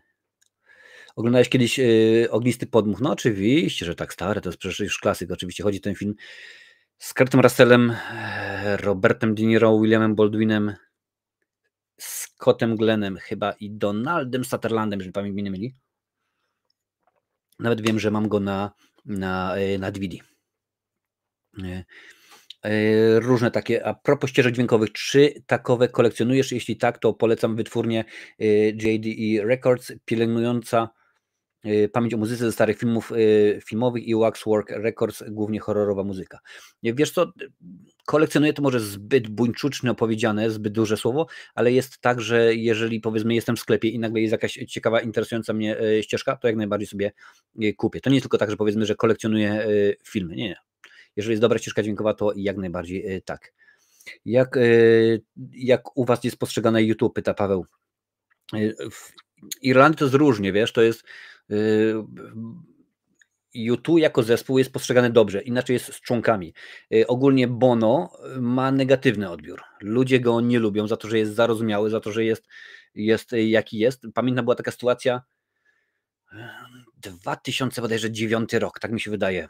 Zaczął się w Irlandii, no i ogólnie ten krach, że tak powiem, z bankami był, pamiętacie. No i rzeczywiście zaczął się kryzys i wtedy rząd wprowadził jakiś tam podatek od oszczędności, coś takiego i nagle Bono, który jest bardzo otwarty, on jest bardzo właśnie pro-charytatywny i tak dalej, on to wszystko jak najbardziej jestem zabrać bogatym, dać biednym, wiesz, w takiej zasadzie, nagle wziął wszystkie swoje oszczędności, bo to oczywiście były wielkie artykuły rozpisane i to nie w gazetach typu Fakt, tylko rzeczywiście w gazetach dosyć rzetelnych, że nagle przeniósł swoje wszystkie oszczędności z banków irlandzkich gdzieś tam do Szwajcarii czy jakiegoś innego raju podatkowego, gdzie nie trzeba płacić tych podatków. No i niby nic z tym złego nie ma, no ale to się kłóci jak najbardziej z tym, kim on jest. Z drugiej strony The Edge, czyli gitarzysta, ma bardzo dobry odbiór. Bono niekoniecznie. Ja sam osobiście nie jestem wielkim fanem U2. Niespecjalnie mi podchodzą, niespecjalnie mam do nich jakiś sentyment, mimo że akurat grali kiedyś dawno temu na początku swojej kariery w Clomel, czyli w mieście, w którym mieszkam. Także jakoś tak. Z tymi słynnymi Irlandczykami jest właśnie bardzo, bardzo różnie. Wiesz, czasami są super odbierani, jak na przykład Cillian Murphy, który teraz jest nominowany do Oscara za rolę w filmie Oppenheimer, który tak naprawdę pochodzi z Cork, a Cork jest 50 minut drogi ode mnie. Mamy Liama na przykład Neesona, a z drugiej strony mamy też Conora McGregora, który niedługo wystąpi w filmie Wykidajło, który jest uznawany za wioskowego głupka ogólnie. I to jest właśnie jeszcze jedna rzecz, którą miałem powiedzieć, o której oczywiście zapomniałem. Nie tak dawno robiłem ankietę i pytałem was, czy macie ochotę, bo będę miał możliwość, czy macie ochotę wraz ze mną obejrzeć najnowszego Wykidajło. Premiera jest bodajże chyba 10 marca. Chodzi oczywiście o ten nowy z Jake'em Gyllenhaalem, bo mam możliwość pokazania tego filmu na Twitchu. Więc tam było bodajże 70% na tak, 30% na nie, więc film będzie, załóżmy, że nie pamiętam teraz dokładnie daty, ale jeżeli film ma premierę swoją 10 marca w piątek, to w sobotę obejrzymy sobie go na Twitchu, także możecie spokojnie wejść na Twitcha i obejrzeć. Mam nadzieję, że Amazon go, bo na Amazonie będzie, że będzie udostępniony z polskimi napisami, bo to wtedy sobie takowe włączymy. To trzeba mieć żelazną uwagę lub pokaźny zapas trunków, żeby wytrzymać takie maratony. No, pamiętam, że akurat piła dosyć konkretnie nam się podobała i mieliśmy swoje notatki, wiesz, że proszę bardzo, ten facet tutaj kuleje i tak dalej, i potem przez najbliższe chyba 2 czy 3 części tylko usuwałem kolejne rzeczy z tego, że proszę bardzo, to co ja tutaj wykminiłem, w części kolejnej już się zgadzało. Tutaj proszę bardzo, ten lekarz tutaj kulał tam na przykład w drugiej, trzeciej części, potem się okazało, że to jest doktor Gordon, ciach i tak dalej. Tak miałem, mówię, on może kuleć, bo rzeczywiście nie i tak dalej, i tak dalej. No rzeczywiście to jest fajna sprawa, ale dobre czasy. Człowiek był młody, głupi. No bo to było stary. To było, ja cię kręcę. Zanim jeszcze otworzyłem swoją firmę, czyli to musiał być gdzieś rok 2007-2008, to było bardzo dawno temu. Jakbyś miał wybrać ulubiony nurt kina polskiego, to co byś wybrał? Polską Szkołę Filmową czy Kino Moralnego Niepokoju? Wiesz co, motyw jest taki, że i tu jest dobrze, ale chyba Kino Moralnego Niepokoju, wiesz, bardziej mi się wydaje tutaj jest bliżej, a i tak pewnie bym wolał wybrać komedię, bo komedie też robiliśmy dobre. Czy wierzę w kosmitów? No wierzę, że nie jesteśmy sami w kosmosie, bo przez to właśnie, że mój syn bardzo, bardzo lubi Układ Słoneczny, interesuje się tym, dużo wiem, ile tych jest miliardów planet i to tu dużo mówić. Dzisiaj mi pokazywał materiał był film na YouTubie, porównanie wielkości galaktyk. No i była jedna z galaktyk, największa jaką znamy, która ma, że tak powiem, szerokości, no niech tak będzie, średnicę o 3 miliony lat świetlnych. Czyli krótko mówiąc, abyśmy zapierniczali z prędkością światła, zajęłoby nam to 3 miliony lat, żeby ją przelecieć. I nie ma możliwości, nie wierzę, że w ogromnym świecie, jak zwał, tak zwał, jesteśmy sami. Marcinu, jakbyś miał zagrać w serialu Drużyna A, jaką postać chciałbyś zagrać? Hannibala, B.A. Buźkę czy Mardoka? No swoją twarzą to chyba Buźka by się przydał, nie? Chociaż nie, Buźka był ładny. Nie no, od razu B.A. Barracuda. I pity you, fool! Jak najbardziej. Mr. T. Jakie filmy poleciłbyś osobie, która zaczyna przygodę z kinem irlandzkim? Wiele osób poleca Kena Loacha, takie filmy związane z palącymi tematami społecznymi. Wiesz co, no mnóstwo jest fajnych filmów. Pamiętam, że jakiś czas temu obejrzałem co nie stricte irlandzkie, ale opowiadających historię irlandzką i kręcony niedaleko, bo w Torles, czyli Filomena, chyba Tajemnice Filomeny bodajże, był taki był polski tytuł z Judi Dench, jeżeli pamiętam dobrze, co jest warte, bo Boxer też akurat to jest dosyć też porusza wartości i tematy społeczne, tam akurat chodziło o Ira, dosyć ciekawy film. W zależności od tego, co lubisz, wiesz, można powiedzieć, to ja bym na przykład tobie polecił The Stods, bo może być Ogiery, no tak się nazywała drużyna piłkarska, o której mowa, albo na przykład The Guard, czyli garda ogólnie to się nazywa policja, więc musiał być gardziarz, no nieważne, policjant. Tam akurat Brendan Gleeson występuje i Don Cheadle, czyli War Machine, którego teraz znamy. I jest takich filmów różnych. Czy chcesz mieć kino, które jest bardzo zaangażowane społecznie, czy wolisz rzeczywiście coś lżejszego, bo Irlandczycy i tutaj dosyć fajnie się czują. Co sądzisz o serialowym Pitbullu, Paputka przyprawy? Wiesz co, chyba będę nieoryginalny, ale mi się wydaje, że ja tego serialu nie widziałem. Ja kojarzę, że oglądałem filmy, jak najbardziej, ale sam serial to chyba niekoniecznie. Już tutaj patrzę, dobrze. Ciekawisz się piłką nożną? Jak tak, to jaki klub? No jak najbardziej interesuję się piłką nożną. Kiedyś byłem wielkim, jak jeszcze tam grali panowie Hajto i Wałdoch, byłem wielkim fanem Schalke Gelsenkirchen, ale to było ze względu na to, że oni tam grali. Ja ogólnie raczej interesuję się, kibicuję piłkarzom niż konkretnym klubom.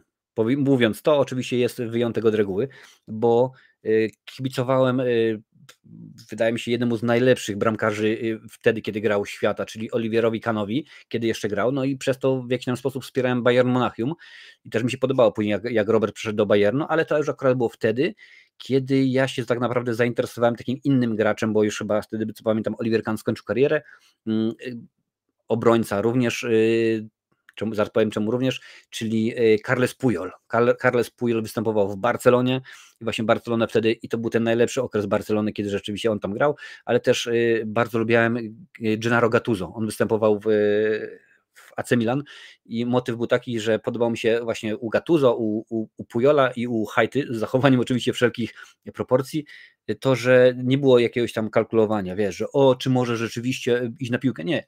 Piłka może przejść, zawodnik nigdy. Idziemy na 100%, nie ma żadnego kalkulowania. Tu nie mogę, bo fryzurka mi się zepsuje. To jacy oni w tym momencie są, to już jest całkowicie inna inszość, nie będę mówił. No ale powiem tak, jeżeli polska drużyna gra w pucharach europejskich, zawsze kibicuję.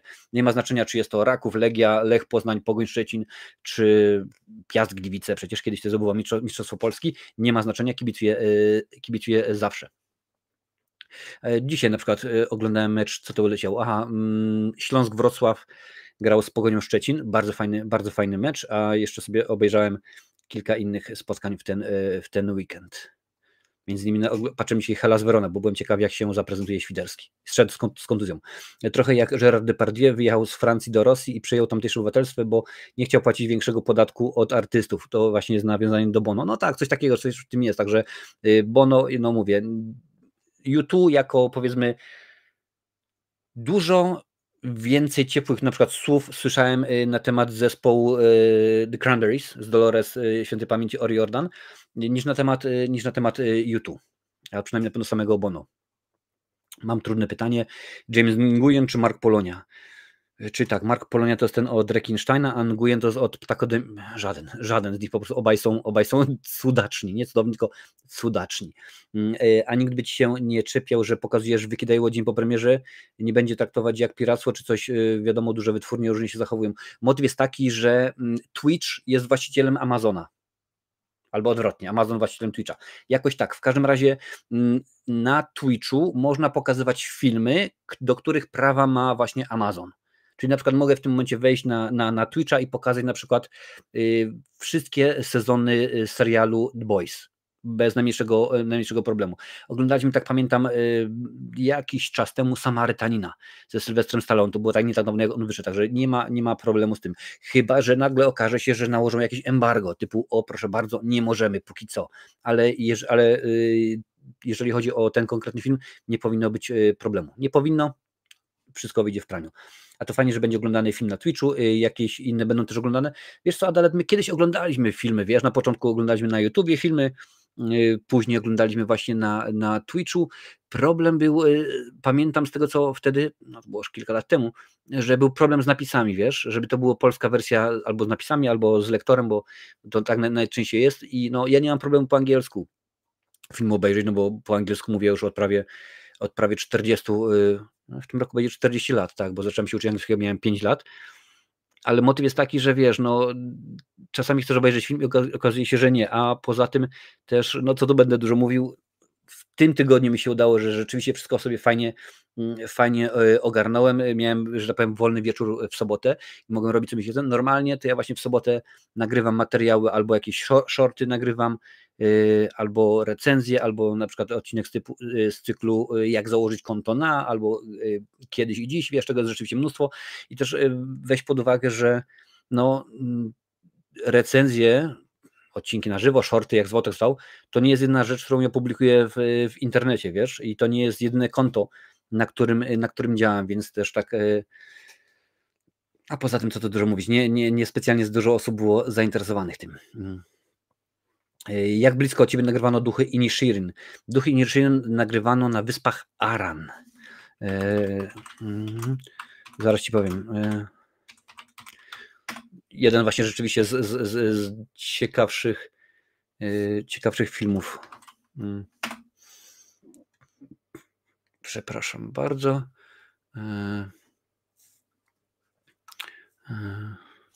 Już sprawdzam.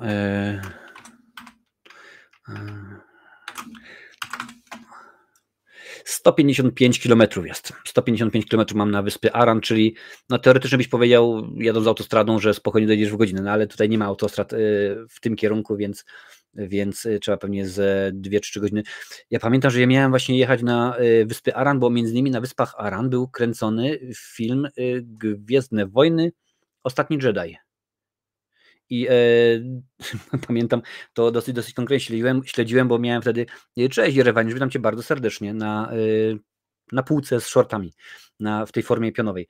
I miałem właśnie jechać jak kręcili, bo powiedział, ok, super, w porządku, to ogarnąłem sobie i mówię, dobrze, jest elegancko. No i co się okazało? Miałem jechać w weekend, bo oczywiście weekend wolny, miałem Maję już, że tak powiem, spakowaną, młodego jeszcze nie było na świecie, no i umówiliśmy się, dobra, jedziemy bodajże w piątek po południu, miałem zarezerwowany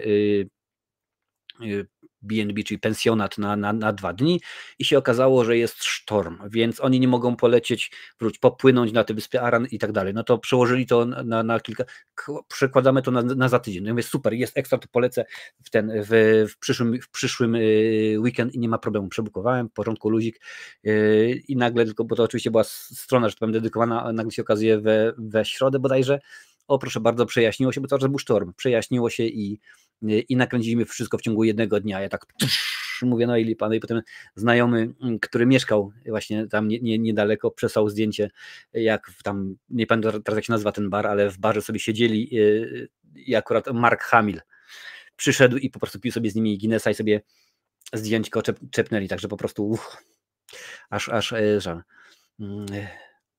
Marcino, obcy czy predator? Tylko i wyłącznie Predator. Zresztą, żeby było śmieszniej, dzisiaj właśnie odpowiadałem na pytania odnośnie mojego filmu, czyli Predator, Czas Celtów. Który film Rodrigueza lubisz najbardziej? Pyta Paweł. Dużo jest rzeczywiście filmów. Desperado, bym powiedział, i chyba Sin City. No i oczywiście Macheta. No Macheta jest ponad wszystkimi, także tylko czekam na trzecią część Machety. Zaraz zobaczymy. Tutaj Rywanić pyta. Cały czas mam w głowie widok Skywalkera łowiącego ryby 20-metrowym kijem. No rzeczywiście tam było coś takiego. Także to były wyspy Aran. I tam jest kilka filmów było kręconych.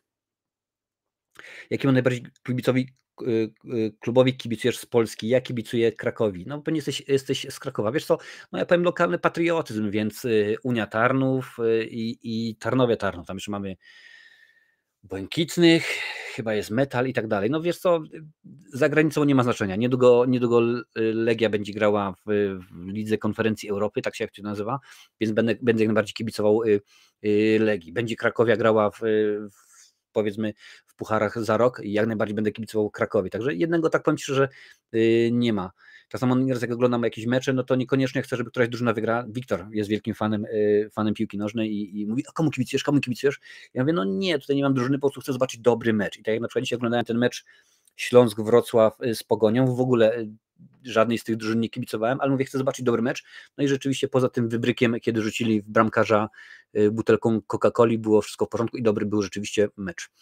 Jakie są Twoje ulubione sporty zimowe? W Irlandii sporty zimowe? Stary. Cześć Wiciu 99, witam Cię bardzo serdecznie. Lubię oczywiście jak każdy skoki narciarski, mimo że naszym teraz nie idzie. No, patrzyłem nawet dzisiaj Lake Placid, jak skakali. Żyła był drugi, nie, trzeci po pierwszej serii, ale się nie udało rzeczywiście zrobić. No lubię skoki narciarskie, lubię sobie oglądać giganta, wiesz, slalom gigant bardzo lubię. Tylko przypomnę, dzisiaj jest odcinek z cyklu Q&A, czyli pytania i odpowiedzi. Wy pytacie, ja odpowiadam. Jesteśmy na YouTubie, Facebooku, Twitchu, Twitterze, Instagramie, a także na YouTubie, na półce, że tak powiem, z shortami. Także tutaj jesteśmy dzisiaj. Lubicie takie rzeczy? Dajcie łapę w górę, włączcie suba z dzwonkiem i będzie super elegancko. Czy wracasz do swoich recenzji sprzed 10-11 lat? Nie, wiesz, nie wracam. Kilka razy wróciłem do recenzji, kiedy na przykład robiłem na ten kanał i się okazało, że rzeczywiście taką recenzję już poczyniłem kilka lat temu.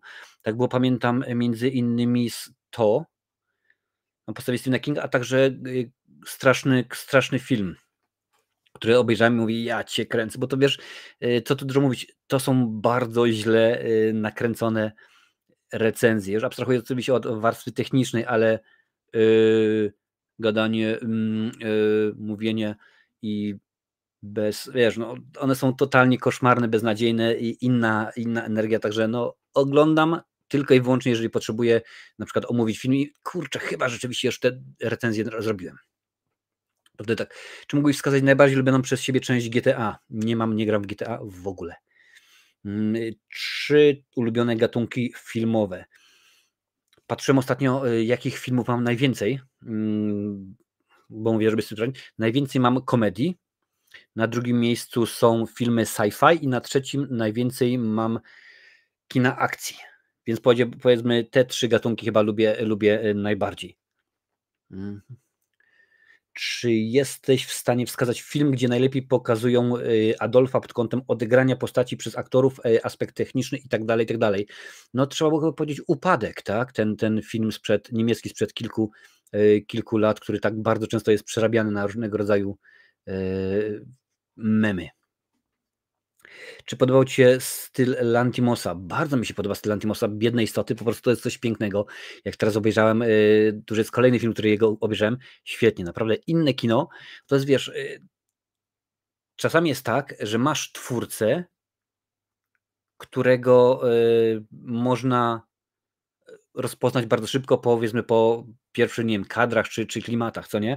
I mam kilku takich twórców, których zawsze rozpoznam, między innymi Guillermo del Toro jest jednym właśnie z nich, czy tam David Lynch, to wiesz, to tak samo jak kiedy ktoś mi włączy muzykę, mówię, o proszę bardzo, to jest Republika, bo poznaję Ciechowskiego po tym pianinie, albo o, to jest Lady Punk, poznaję po gitarze, czy tam na przykład to jest Carlos Santana, bo rzeczywiście ma bardzo charakterystyczną gitarę, więc tak rzeczywiście jest. Lantimosa bardzo lubię.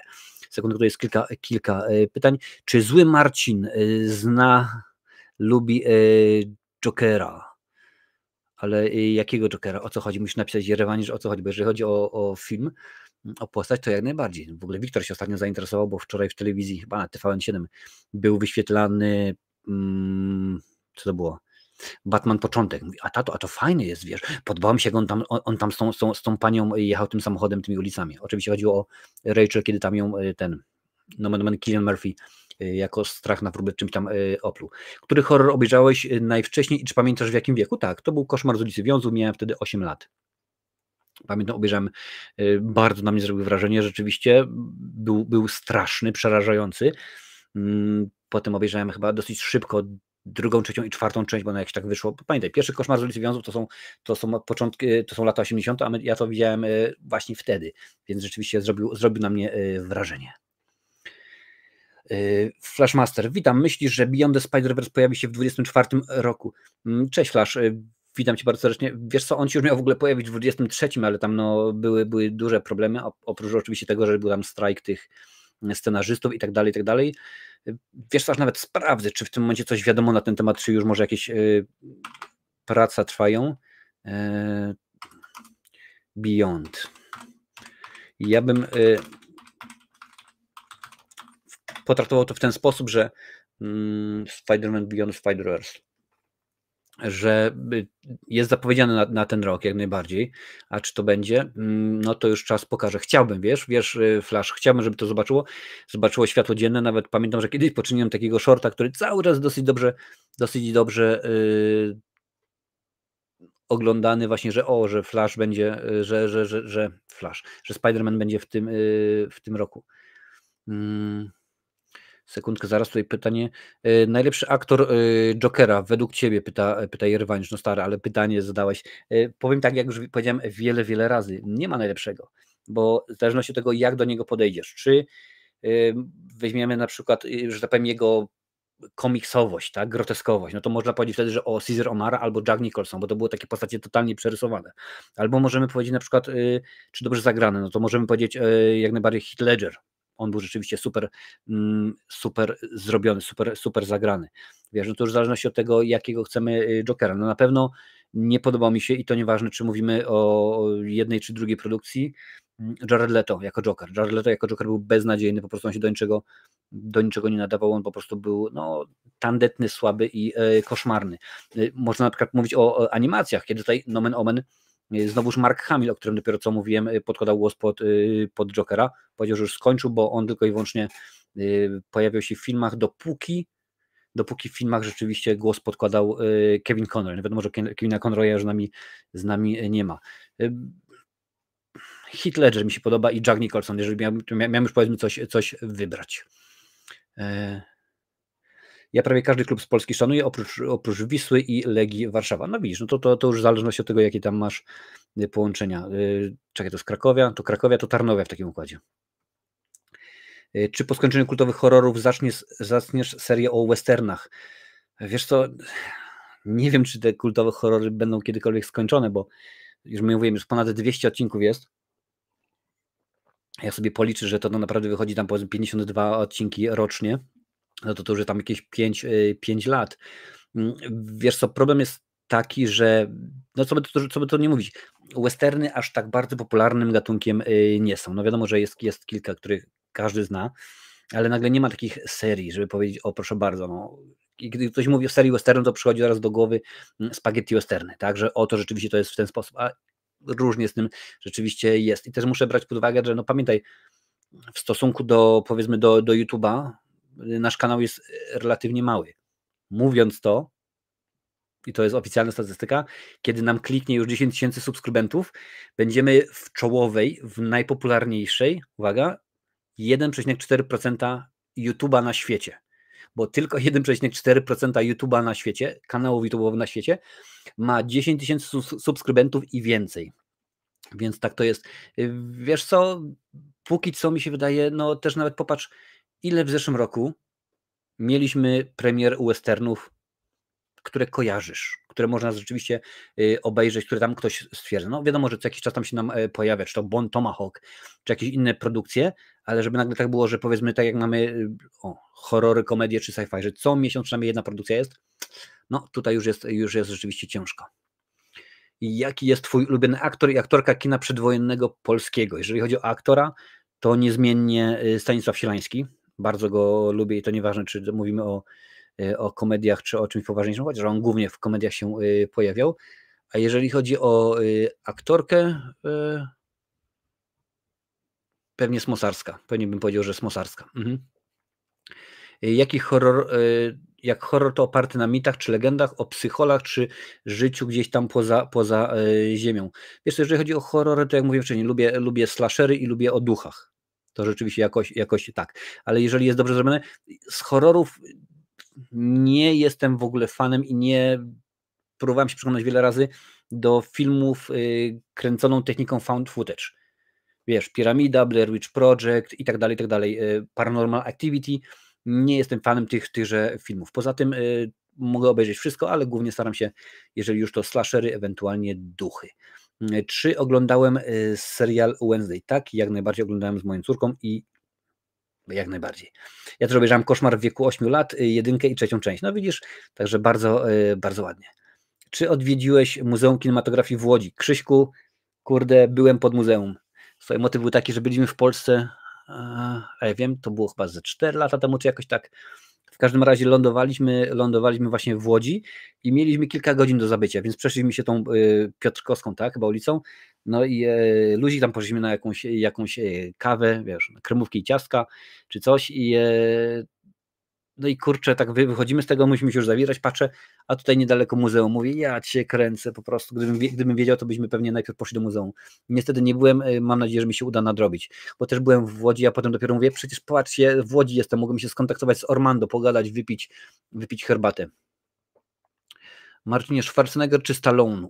Bardzo poważne, obaj, wiesz, bo to poszczególne produkcje musimy tak naprawdę wybrać, no wiadomo, tu mamy Conana, mamy Terminatora, mamy Predatora w końcu, ale z drugiej strony mamy Rambo, jest Rocky, no niestety Apollo Creed niedawno od nas odszedł, jest oczywiście Cobra, ale też tutaj z jednej strony jest Stój, bo mamuśka strzela, tak, a z drugiej na przykład mamy, co tam takiego cudownego może być z Arnoldem, no chociażby Herkules w Nowym Jorku, tak, albo rzeczywiście kilka innych takich produkcji jak Bohater Ostatniej Akcji, więc z tym jest różnie, ale obu uwielbiam.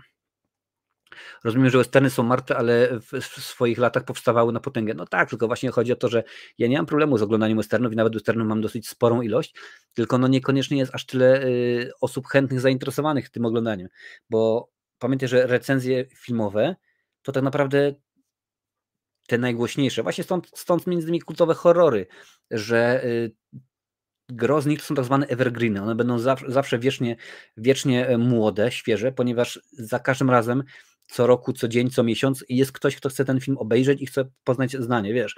Łatwiej jest na przykład nagrać recenzję Koszmaru z ulicy Wiązów, bo tak naprawdę każdy kojarzy Freddy'ego Krugera, każdy gdzieś tam powiedzmy tę postać ogląda i są cały czas nowi widzowie, którzy będą chcieli to oglądać, niż na przykład powiedzmy nakręcić recenzję westernu, co może mówić? Jeden srebrny dolar, proszę bardzo. Niech będzie taki też jakiś czas temu widziałem. Wiesz, no z tym jest różnie. Wiadomo, że mamy wyjątki, no bo mogą być Płonące Siodła Mela Brooksa, genialna parodia, a może być rzeczywiście Tańczący z wilkami. Super, może być Bez przebaczenia, może być genialny skądinąd według mnie Jeździec znikąd, Pale Rider, Clint Eastwooda, z nim w roli Guny, wiesz, i można takie pojedyncze ewentualnie, ale żeby tak powiedzieć, o proszę bardzo, w tym momencie jedziemy i co tydzień będzie western, nie, to rzeczywiście raczej nie zdałoby racji bytu. Bardzo ładnie, Freddy w wieku 8 lat i około 15 roku życia, no widzisz, tak to jakoś było. I zapomniałeś, Marcinie, o Total Recall z Army. No, Total Recall mi się podoba.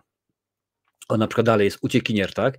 Ja Uciekiniera obejrzałem z Arnoldem, mało kto wie, ale Uciekinier, czyli The Running Man, jest na podstawie książki Stephena Kinga. On wtedy chyba pisał jako Richard Bachman. I obejrzałem film i rzeczywiście super fajnie, przy Total Recall też było nominowane chyba do 2 czy 3 Oscarów technicznych. I obejrzałem film, bardzo fajnie i chyba w zeszłym roku albo 2 lata temu przeczytałem książkę właśnie, całkowicie jest inna od filmu, także. Który pingwin jest lepszy, DeVito czy Farrell? Danny DeVito czy Farrell? No powiem Ci tak, że tak najbardziej to chyba kojarzę Danego DeVito, więc tutaj musiałbym powiedzieć, bo no, o ile Farrell pojawiał się jak najbardziej teraz, no będzie seria przecież z nim, no to nie mogę powiedzieć, że kojarzę go, nie no, ten Danego DeVito oczywiście widziałem wiele razy, no i jak mówię, ta komiksowość tej postaci jest dosyć hardkorowa, dosyć zawodowa, więc rzeczywiście pewnie jakoś tak to wyglądał, ale pewnie Danny DeVito, poza tym Danny DeVito jest super, on we wszystkim jest genialny. Który z gatunków horroru nie lubisz oprócz found footage? Nie ma takowych, wszystko oglądam. Co sądzisz o Rambo 2? Sądzę, że James Cameron nie wykonał do końca super dobrej roboty, ale mimo wszystko Rambo 2 jest lepsze niż Rambo 3. I no, scena, wiadomo, że ta scena, kiedy Stallone tam trzyma ten mikrofon i mówi Murdoch, I'm coming for you, czy coś takiego, no rzeczywiście świetna sprawa, lubię, no, to jest, wiesz, no trójka jest słaba, 4 mi się podoba, Rambo 4, czyli John Rambo bodajże, no, taki jest tytuł, także jak najbardziej. Patrzę tutaj, pytacie, czy oglądałeś film The Core? Domyślam się, Jerewanie, że chodzi o ten film, w którym jadą, lecą, kopią, dokopują się, że tak powiem, do jądra Ziemi. Tak, to jest jedno, można powiedzieć, taka wiesz, obejrzę, bo lubię czasami sobie włączyć grzeszna przyjemność. Także jak najbardziej może być, no jest ciekawe, wiadomo, jest coś innego. Rewelacja? No nie, ale tam jest, pamiętam, że jest Hilary Swank, Thomas Jane bodajże tam występuje i pojawia się facet, którego, kurczę, Jerewanisz, przypomnij, ja dzisiaj coś nie tego jest, a czekaj, mam IMDb włączone, sprawdzę, bo jest taka komedia, nie, to nie jest Thomas Jane, to jest Aaron Eckhart, tak? Aaron Eckhart, Delroy Lindo i jak się nazywa ten facet, to ja będę zaraz wiedział. On grał w tymże filmie Szczura. Tak, rozglądam się, bo rzeczywiście mi zasłania ten telefon, ale muszę to jakoś zobaczyć. Hiller, Brazen, Dave Perry, Paul, sekundkę, Dani. Jak tylko go zobaczę, to będę wiedział, o kogo mi chodzi. Jackie Carey się pojawia i go tutaj rzeczywiście nie ma. No to muszę sprawdzić inaczej. The New Guy. DJ Quills. On występuje jako szczur, jako ten haker. I jakiś czas temu widziałem z nim taki film The New Guy, czyli nowy. No po prostu bardzo lightowa komedia, totalnie odjechana. Występuje oprócz niego jest jeszcze, widzę, że Lyle Lovett, czyli kiedyś mąż Julie Roberts, a także Eliza Duszku się pojawia. Taka luźna komedia, wiesz, facet okazuje się, że nie ma szczęścia w życiu. Quills, tutaj napisałeś tak, nie ma szczęścia w życiu i przenosi się do innej szkoły, co nie? I tam właśnie pobiera nauki, jak być twardym, jak być, wiesz, bo twardym trzeba być, a nie miętki. Na jaki film czekasz w tym roku? Na nową Godzillę, wiesz? Nowa Godzilla mnie interesuje bardzo, bardzo. Zresztą tym bardziej, że z potwornego uniwersum reżyser Predatora Prey niedawno zapowiedział, że będzie kontynuacja, będzie nowy film, więc ma być kontynuacja Predatora i ma być jeszcze coś innego, także super elegancko. Marcino, po raz pierwszy obejrzałeś Back to the Future. Ja nie pamiętam, jak nie pamiętasz, wybacz. To też były lata 80. Pamiętam to u kuzyna na wideo oglądaliśmy. Oj, to było dawno temu, to ja pewnie miałem wtedy, może ja wiem, z 10, może 11 lat. To było dawno temu. Plazma z 80. Co sądzisz o horrorze Plazma z 88? Plazma, nie wiem, czy to jest, Plazma to jest to samo co Blob. Wiktor, wydaje mi się, że to jest to samo. Jeżeli tak, no to widziałem go wiele razy, bardzo fajnie, no to wiadomo, że to już jest nowa wersja horroru sprzed iluś tam lat, chyba z lat 50. czy 60. Także dużo i dobrze. Ile, Marcino, wypijasz litrów herbatki dziennie?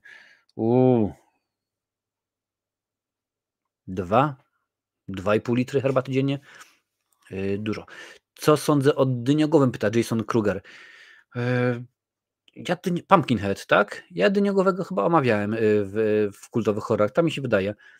Jakoś tak było chyba, że pierwsza część była ciekawa, a potem było już słabiej, już nie było potem rzeczywiście rewelacyjnie, ale jak najbardziej jest w porządku, ale rzeczywiście tu tak patrzę właśnie na statystyki shortowych Wow, tutaj jest bardzo, bardzo różnie jest. W tym momencie już było ile osób? Ponad 500. Ponad 500 osób tutaj rzeczywiście było i to jest straszna sinusoida EKG. EKG. Dnia głowy w porządku.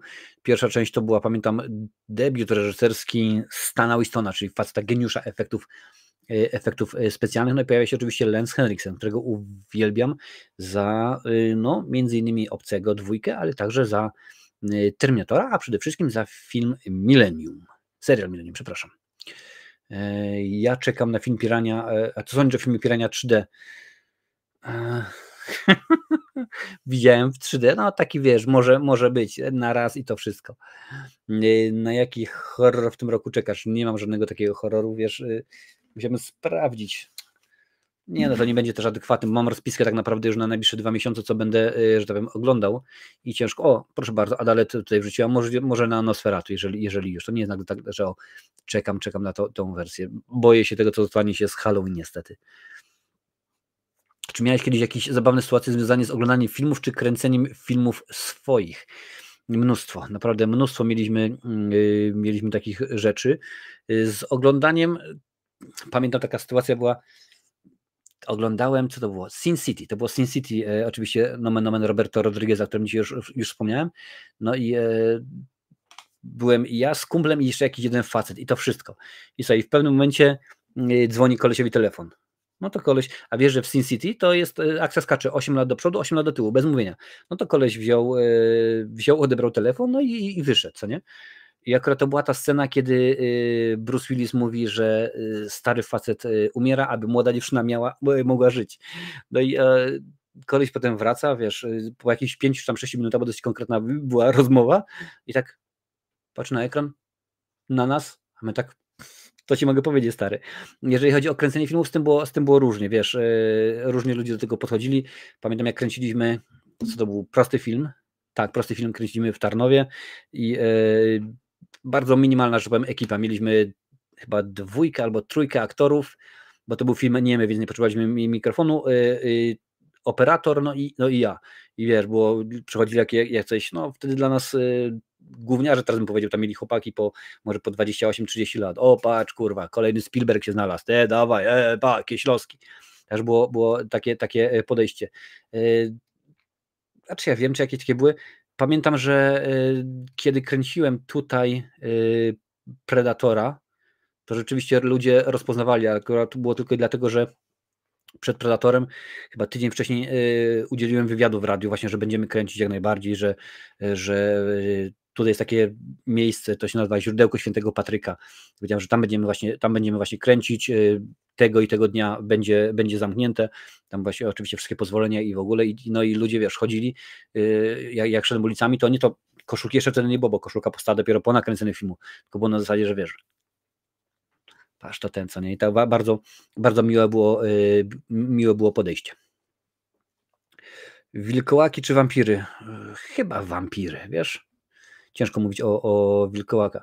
Panie i panowie, Sebastian, pozdrowienia, cześć Balanga, dzięki pięknie, jak tam w Kanadzie? Nie, w Ameryce, daj znać, co słychać, kopelat. Co tutaj patrzę? Jak oceniam Piranie 3D? Wiesz co, nie pamiętam, naprawdę oglądałem, chyba nie było to najlepsze kino, ale jakieś tam, że kojarzę, że może być. Przypominam, że dzisiaj jest odcinek z cyklu Q&A, czyli wy pytacie i ja odpowiadam, panie i panowie. Tutaj jest pytanie od Jerewanicza. Masz kontakt z Marcinem z teledysku tego z kanału Fishing and Freediving in Ireland? Tak, mam z nim z Łukaszem. To jest Łukasz, mam z nim kontakt, tym bardziej, że akurat w sierpniu zacząłem nową pracę i akurat zacząłem pracować w firmie, gdzie on pracuje już od wielu lat, także jak najbardziej on tam nie tylko występuje, bo on oprócz tego, że śpiewa, to też napisał tekst do tej piosenki, muzykę skomponował Kamil Siwierski, jeżeli mi pamięć nie myli. No więc jednak pierwsze było dobrze, jednak Kanada, no widzisz. Czy chciałbyś, Marcino, aby powstał taki film jak Michael Myers vs. Jason Voorhees? Nie, bo taki film miał powstać. Taki film był już w planach. To było wtedy, kiedy New Line Cinema, jakoś tak, nabyło prawa do jednej i drugiej. Okazało się, że mają właśnie zrobić taki film. Tylko okazało się, że jest jeden wielki problem. Żaden z nich nie mówi. Żaden z nich stwierdził, że nie może być dwóch Milczków, co nie? I lipa. Też był pomysł, żeby zrobić, to chyba był Michael Myers kontra Pinhead z Hellraisera, no ale stanęło na tym, że tam nie mogli praw dorwać, więc ponieważ mieli prawa cześć Grabarz, witam cię bardzo serdecznie, mieli prawa do Frediego, to stwierdzili, że będzie Freddy kontra Jason. No i ten film zarobił dosyć poważną kasę, bo on tam chyba kosztował z 20 baniek, zarobił ponad 120 i miało być rzeczywiście więcej, miały być kolejne filmy, tam mieli się spotykać, właśnie miał być Freddy kontra Pinhead i tak dalej, ale coś nie zażarło, coś nie powstało i szkoda, bo tak naprawdę no, te filmy mają tylko i wyłącznie wartość rozrywkową, żadną inną. Jeżeli chodzi o Jason kontra Freddy, gdzieś tu miałem koszulkę wczoraj nosiłem z tego filmu, koncept mi się podobał bardzo, wykonanie Ronnie Yen chyba reżyserował, niekoniecznie, już nie dobrze. Sam koncept, sam pomysł jak najbardziej. Tak samo było przy okazji Obcy kontra Predator. Bardzo fajny pomysł, wykonanie już no, niekoniecznie. Masz opcję wskrzeszenia jednej aktorki, jednego aktora. Kto by to był? Daj mi sekundkę. Jeden aktorek, jeden.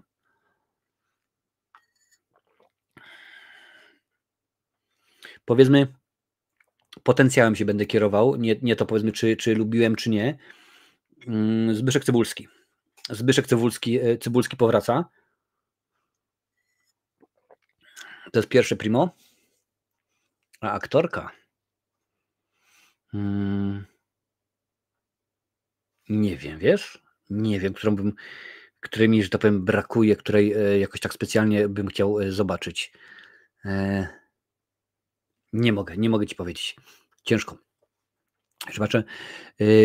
Polecam film Monstered, gówniany horror i to dosłownie, pisze Grabarz. No, może kiedyś obejrzę. Wiesz, czasami lubicie mnie wpakować na niezłą minę, jak na przykład przy okazji Drogi bez powrotu, tak, Wrong Turn. Byłoby ciekawe odsłuchać tego wywiadu, jakby się dało. I teraz nawet nie pamiętam, o jaki wywiad chodziło. Dobra.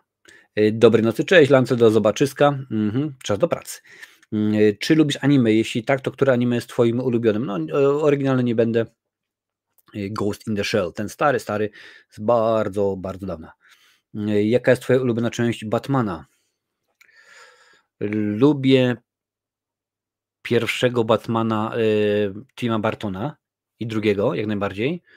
Trzeci, czyli ten, co zrobił trzeci, czwarty, czyli ten, co zrobił Schumacher, czyli Batman Forever, a także Batman i Robin, o tym w ogóle nie mówimy, o Batman i Robin w ogóle zapominamy. George Clooney, cały czas czekam na moje $10, ty o tym dobrze wiesz. Jeżeli chodzi o trylogię Nolana, to wszystkie trzy mi się podobają. I ten nowy z Pattisonem też mi się podoba, wiesz. Ciężko stwierdzić. No, Batfleck nie miał solowego filmu, jeżeli pamięć nie myli, bo BVS, czyli Batman kontra Superman, nie uznaje tego jako solowy.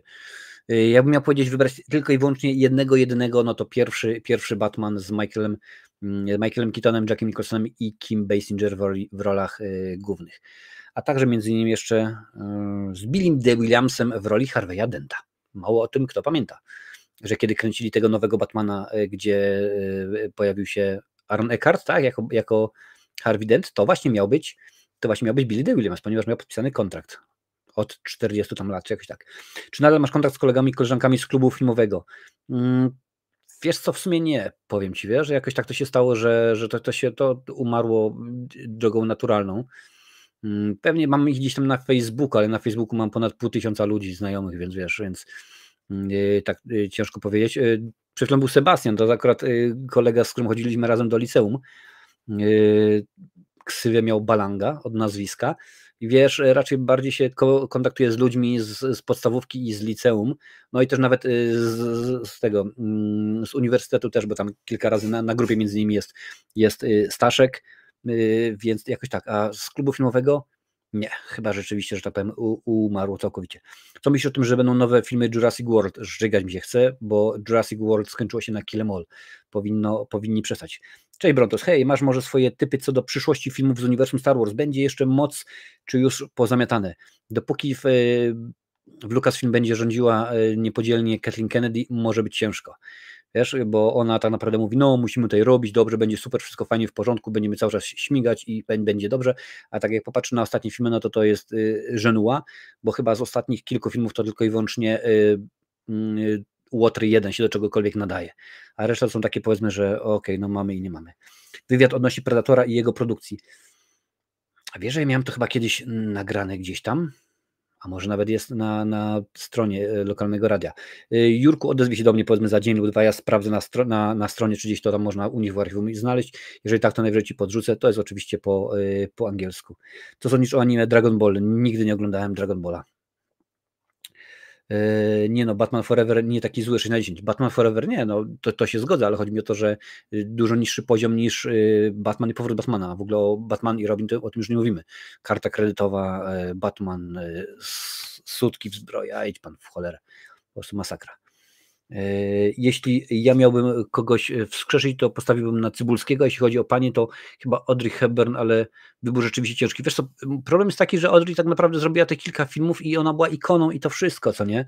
Jakoś tak ciężko. Może Danuta Szaflarska na przykład, bo rzeczywiście też dosyć zacna aktorka. Może jakaś tam na przykład, która przedwcześnie odeszła. No ciężko powiedzieć. Już patrz, to jest pytanie. Ja bym wskrzesił Irenę Kwiatkowską, pisze Grabarz. No też jest ciekawe, tylko że no, Irena Kwiatkowska była świetną aktorką kabaretową, filmową, no tam powiedzmy znamy ją z Kobiety Pracującej. Kiedyś się śmiałem z Wojen Klonów, bo animacja, ale teraz te nowe animacje Bad Batch są o niebo lepsze od aktualnych filmów. No to się zgadza, tutaj właśnie serialowo jest dobrze, wiesz, no może Kathleen Kennedy akurat tak nie patrzy w stronę seriali i jest dobrze, bo przecież nawet Mandalorianin nie najgorszy, Obi-Wan też, no to prawda Ashoka może niekoniecznie wyszło, ale to już akurat jak to jest. Paul W.S. Anderson czy Michael Bay? Stary, pytasz się o faceta, który wyreżyserował Obcy kontra Predator między innymi, no to wiadomo, że Paul W.S. Anderson. Co sądzisz o Batmanie Robinie 97? Według mnie gniot i to dosłownie, no tak jak najbardziej, to po prostu mówię, ja cały czas czekam na moje $10 od George'a Clooney'a, bo on sam powiedział, że tak, ja widziałem ten film, on jest beznadziejny, on jest gównowarty, on jest po prostu do niczego się nie nadaje, ale ja do tego momentu byłem tylko i wyłącznie aktorem serialowym, największy hit to oczywiście Ostry Dyżur i powiedział, że ten film, mimo że źle odebrany, sprawił, że nagle stałem się aktorem filmowym i zacząłem dostawać kolejne propozycje, więc wiem, że ten film jest zły, ale dla mnie to był ogromny krok w mojej karierze, więc jak najbardziej i każdemu, co powiedział, każdemu, kto widział ten film, oddaje pieniądze za bilet, także ja ciągle czekam na moje 10 dolarów. Tak to jakoś wyglądało. Ale się gada dużo.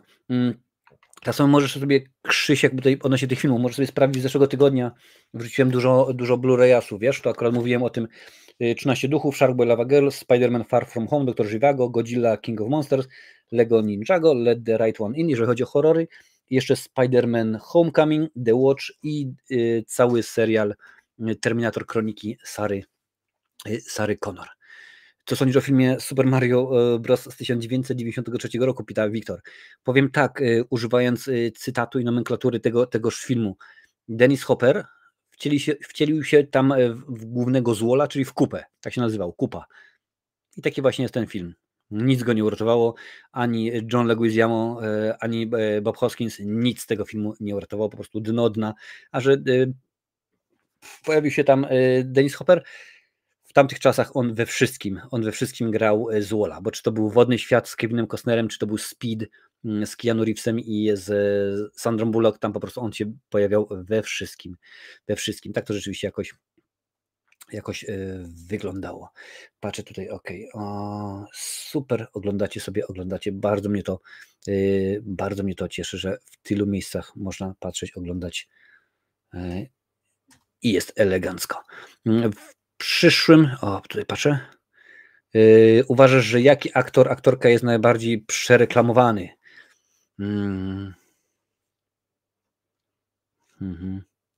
Powiem ci tak, nie kojarzę fenomenu Chrisa Hemswortha, czyli Thora.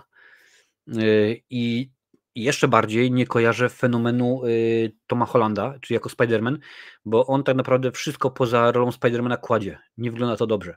Widziałem Maguire'a i Garfielda zwłaszcza, to chyba było Tick Tick Boom, taki film genialny, po prostu świetnie, czy tam powiedzmy ta przełęcz ocalonych, a Tom Holland w czym się nie pojawi poza rolą pęczarza jest beznadziejny.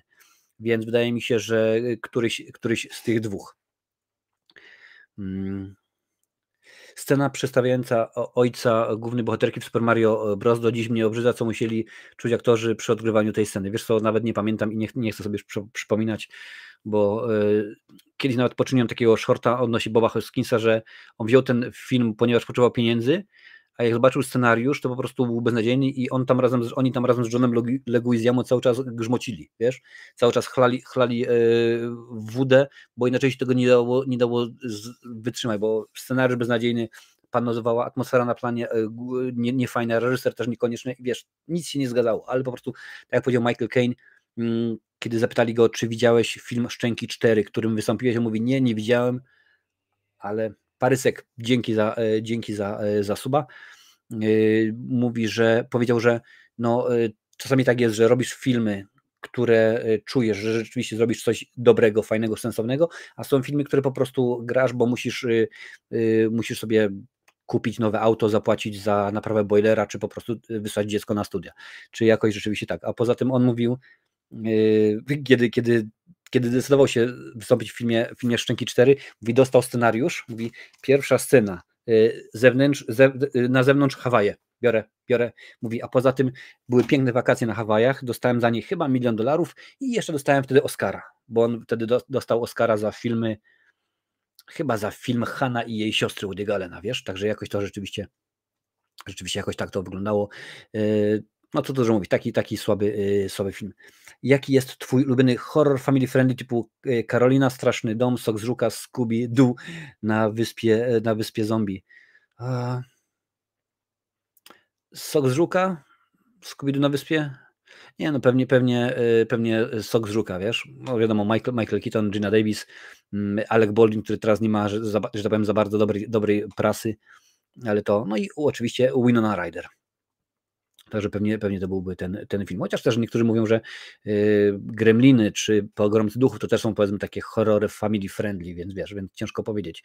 Ale z tych akurat, co tutaj wymieniłeś, to powiedział Sok z Żuka, no uwielbiam Ghostbusters, czyli Pogromcy Duchów, nie Pogromczynie Duchów. No i wiadomo, że Gremliny też, a zwłaszcza pierwsza część. Druga już była taka troszeczkę meta z przymrużeniem oka dla wszystkich. Aż tak coś ich sprawdzę. A co? Możemy, czemu nie? Nam się chyba dzisiaj nie spieszy. Pięknie. Jest różnica, na przykład tutaj w tym momencie pokazuje, że na YouTubie było nas 64 osoby oglądały, a jeżeli chodzi o powiedzmy o półkę, że tak powiem, z krótkim metrażem, z shortami, no to jest ponad 500, także bardzo, bardzo duża różnica i bardzo mnie to cieszy. Oczywiście w przyszłym tygodniu już będzie normalny odcinek, już będzie odcinek z ciekawostkami ze świata Hollywoodu, chorego woodu, jak to woli. We środę, jak mówiłem wcześniej, kończymy Koszmar i będę czekał na wasze propozycje do kolejnych kultowych horrorów, bo w tym momencie kończymy to, potem jest Martwa cisza Jamesa Wana, nagrana już na kanale i jest też Martwica mózgu Petera Jacksona, również nagrana na kanale, także jestem w końcu, nadgoniłem, w końcu jestem do przodu, a nawet kilka rzeczy, powiem, jeszcze mam recenzji do zrobienia i cóż, tam mi się wydaje, że to na tym dzisiejszy odcinek zakończymy, panie i panowie, było mi niezmiernie miło, 7000 subów, więc bardzo fajna sprawa, prawie już jest 4 miliony wyświetleń, więc dużo, rzeczywiście dużo, jak na no tak relatywnie mały kanał. Policz, ile to jest, 4 miliony subów, 4 miliony wyświetleń, to tutaj jakby co 10 Polak obejrzał materiał, także było bardzo, bardzo miło. W piątek się pojawia Madame Web, mi się wydaje, ale to już zobaczymy. Dzięki za live, jak zawsze, pisze Jurek, dzięki za twórczość, mam wrażenie, że czasami jakbym oglądał o kinie z kolegą, którego znam od kilkunastu lat. Bardzo mnie to cieszy. I akurat są tutaj osoby, które są ze mną od kilkunastu lat, także jest w porządku. Dzięki Kebab Killa, dzięki, cześć, dziękuję wszystkim i do zobaczyska, panie i panowie, za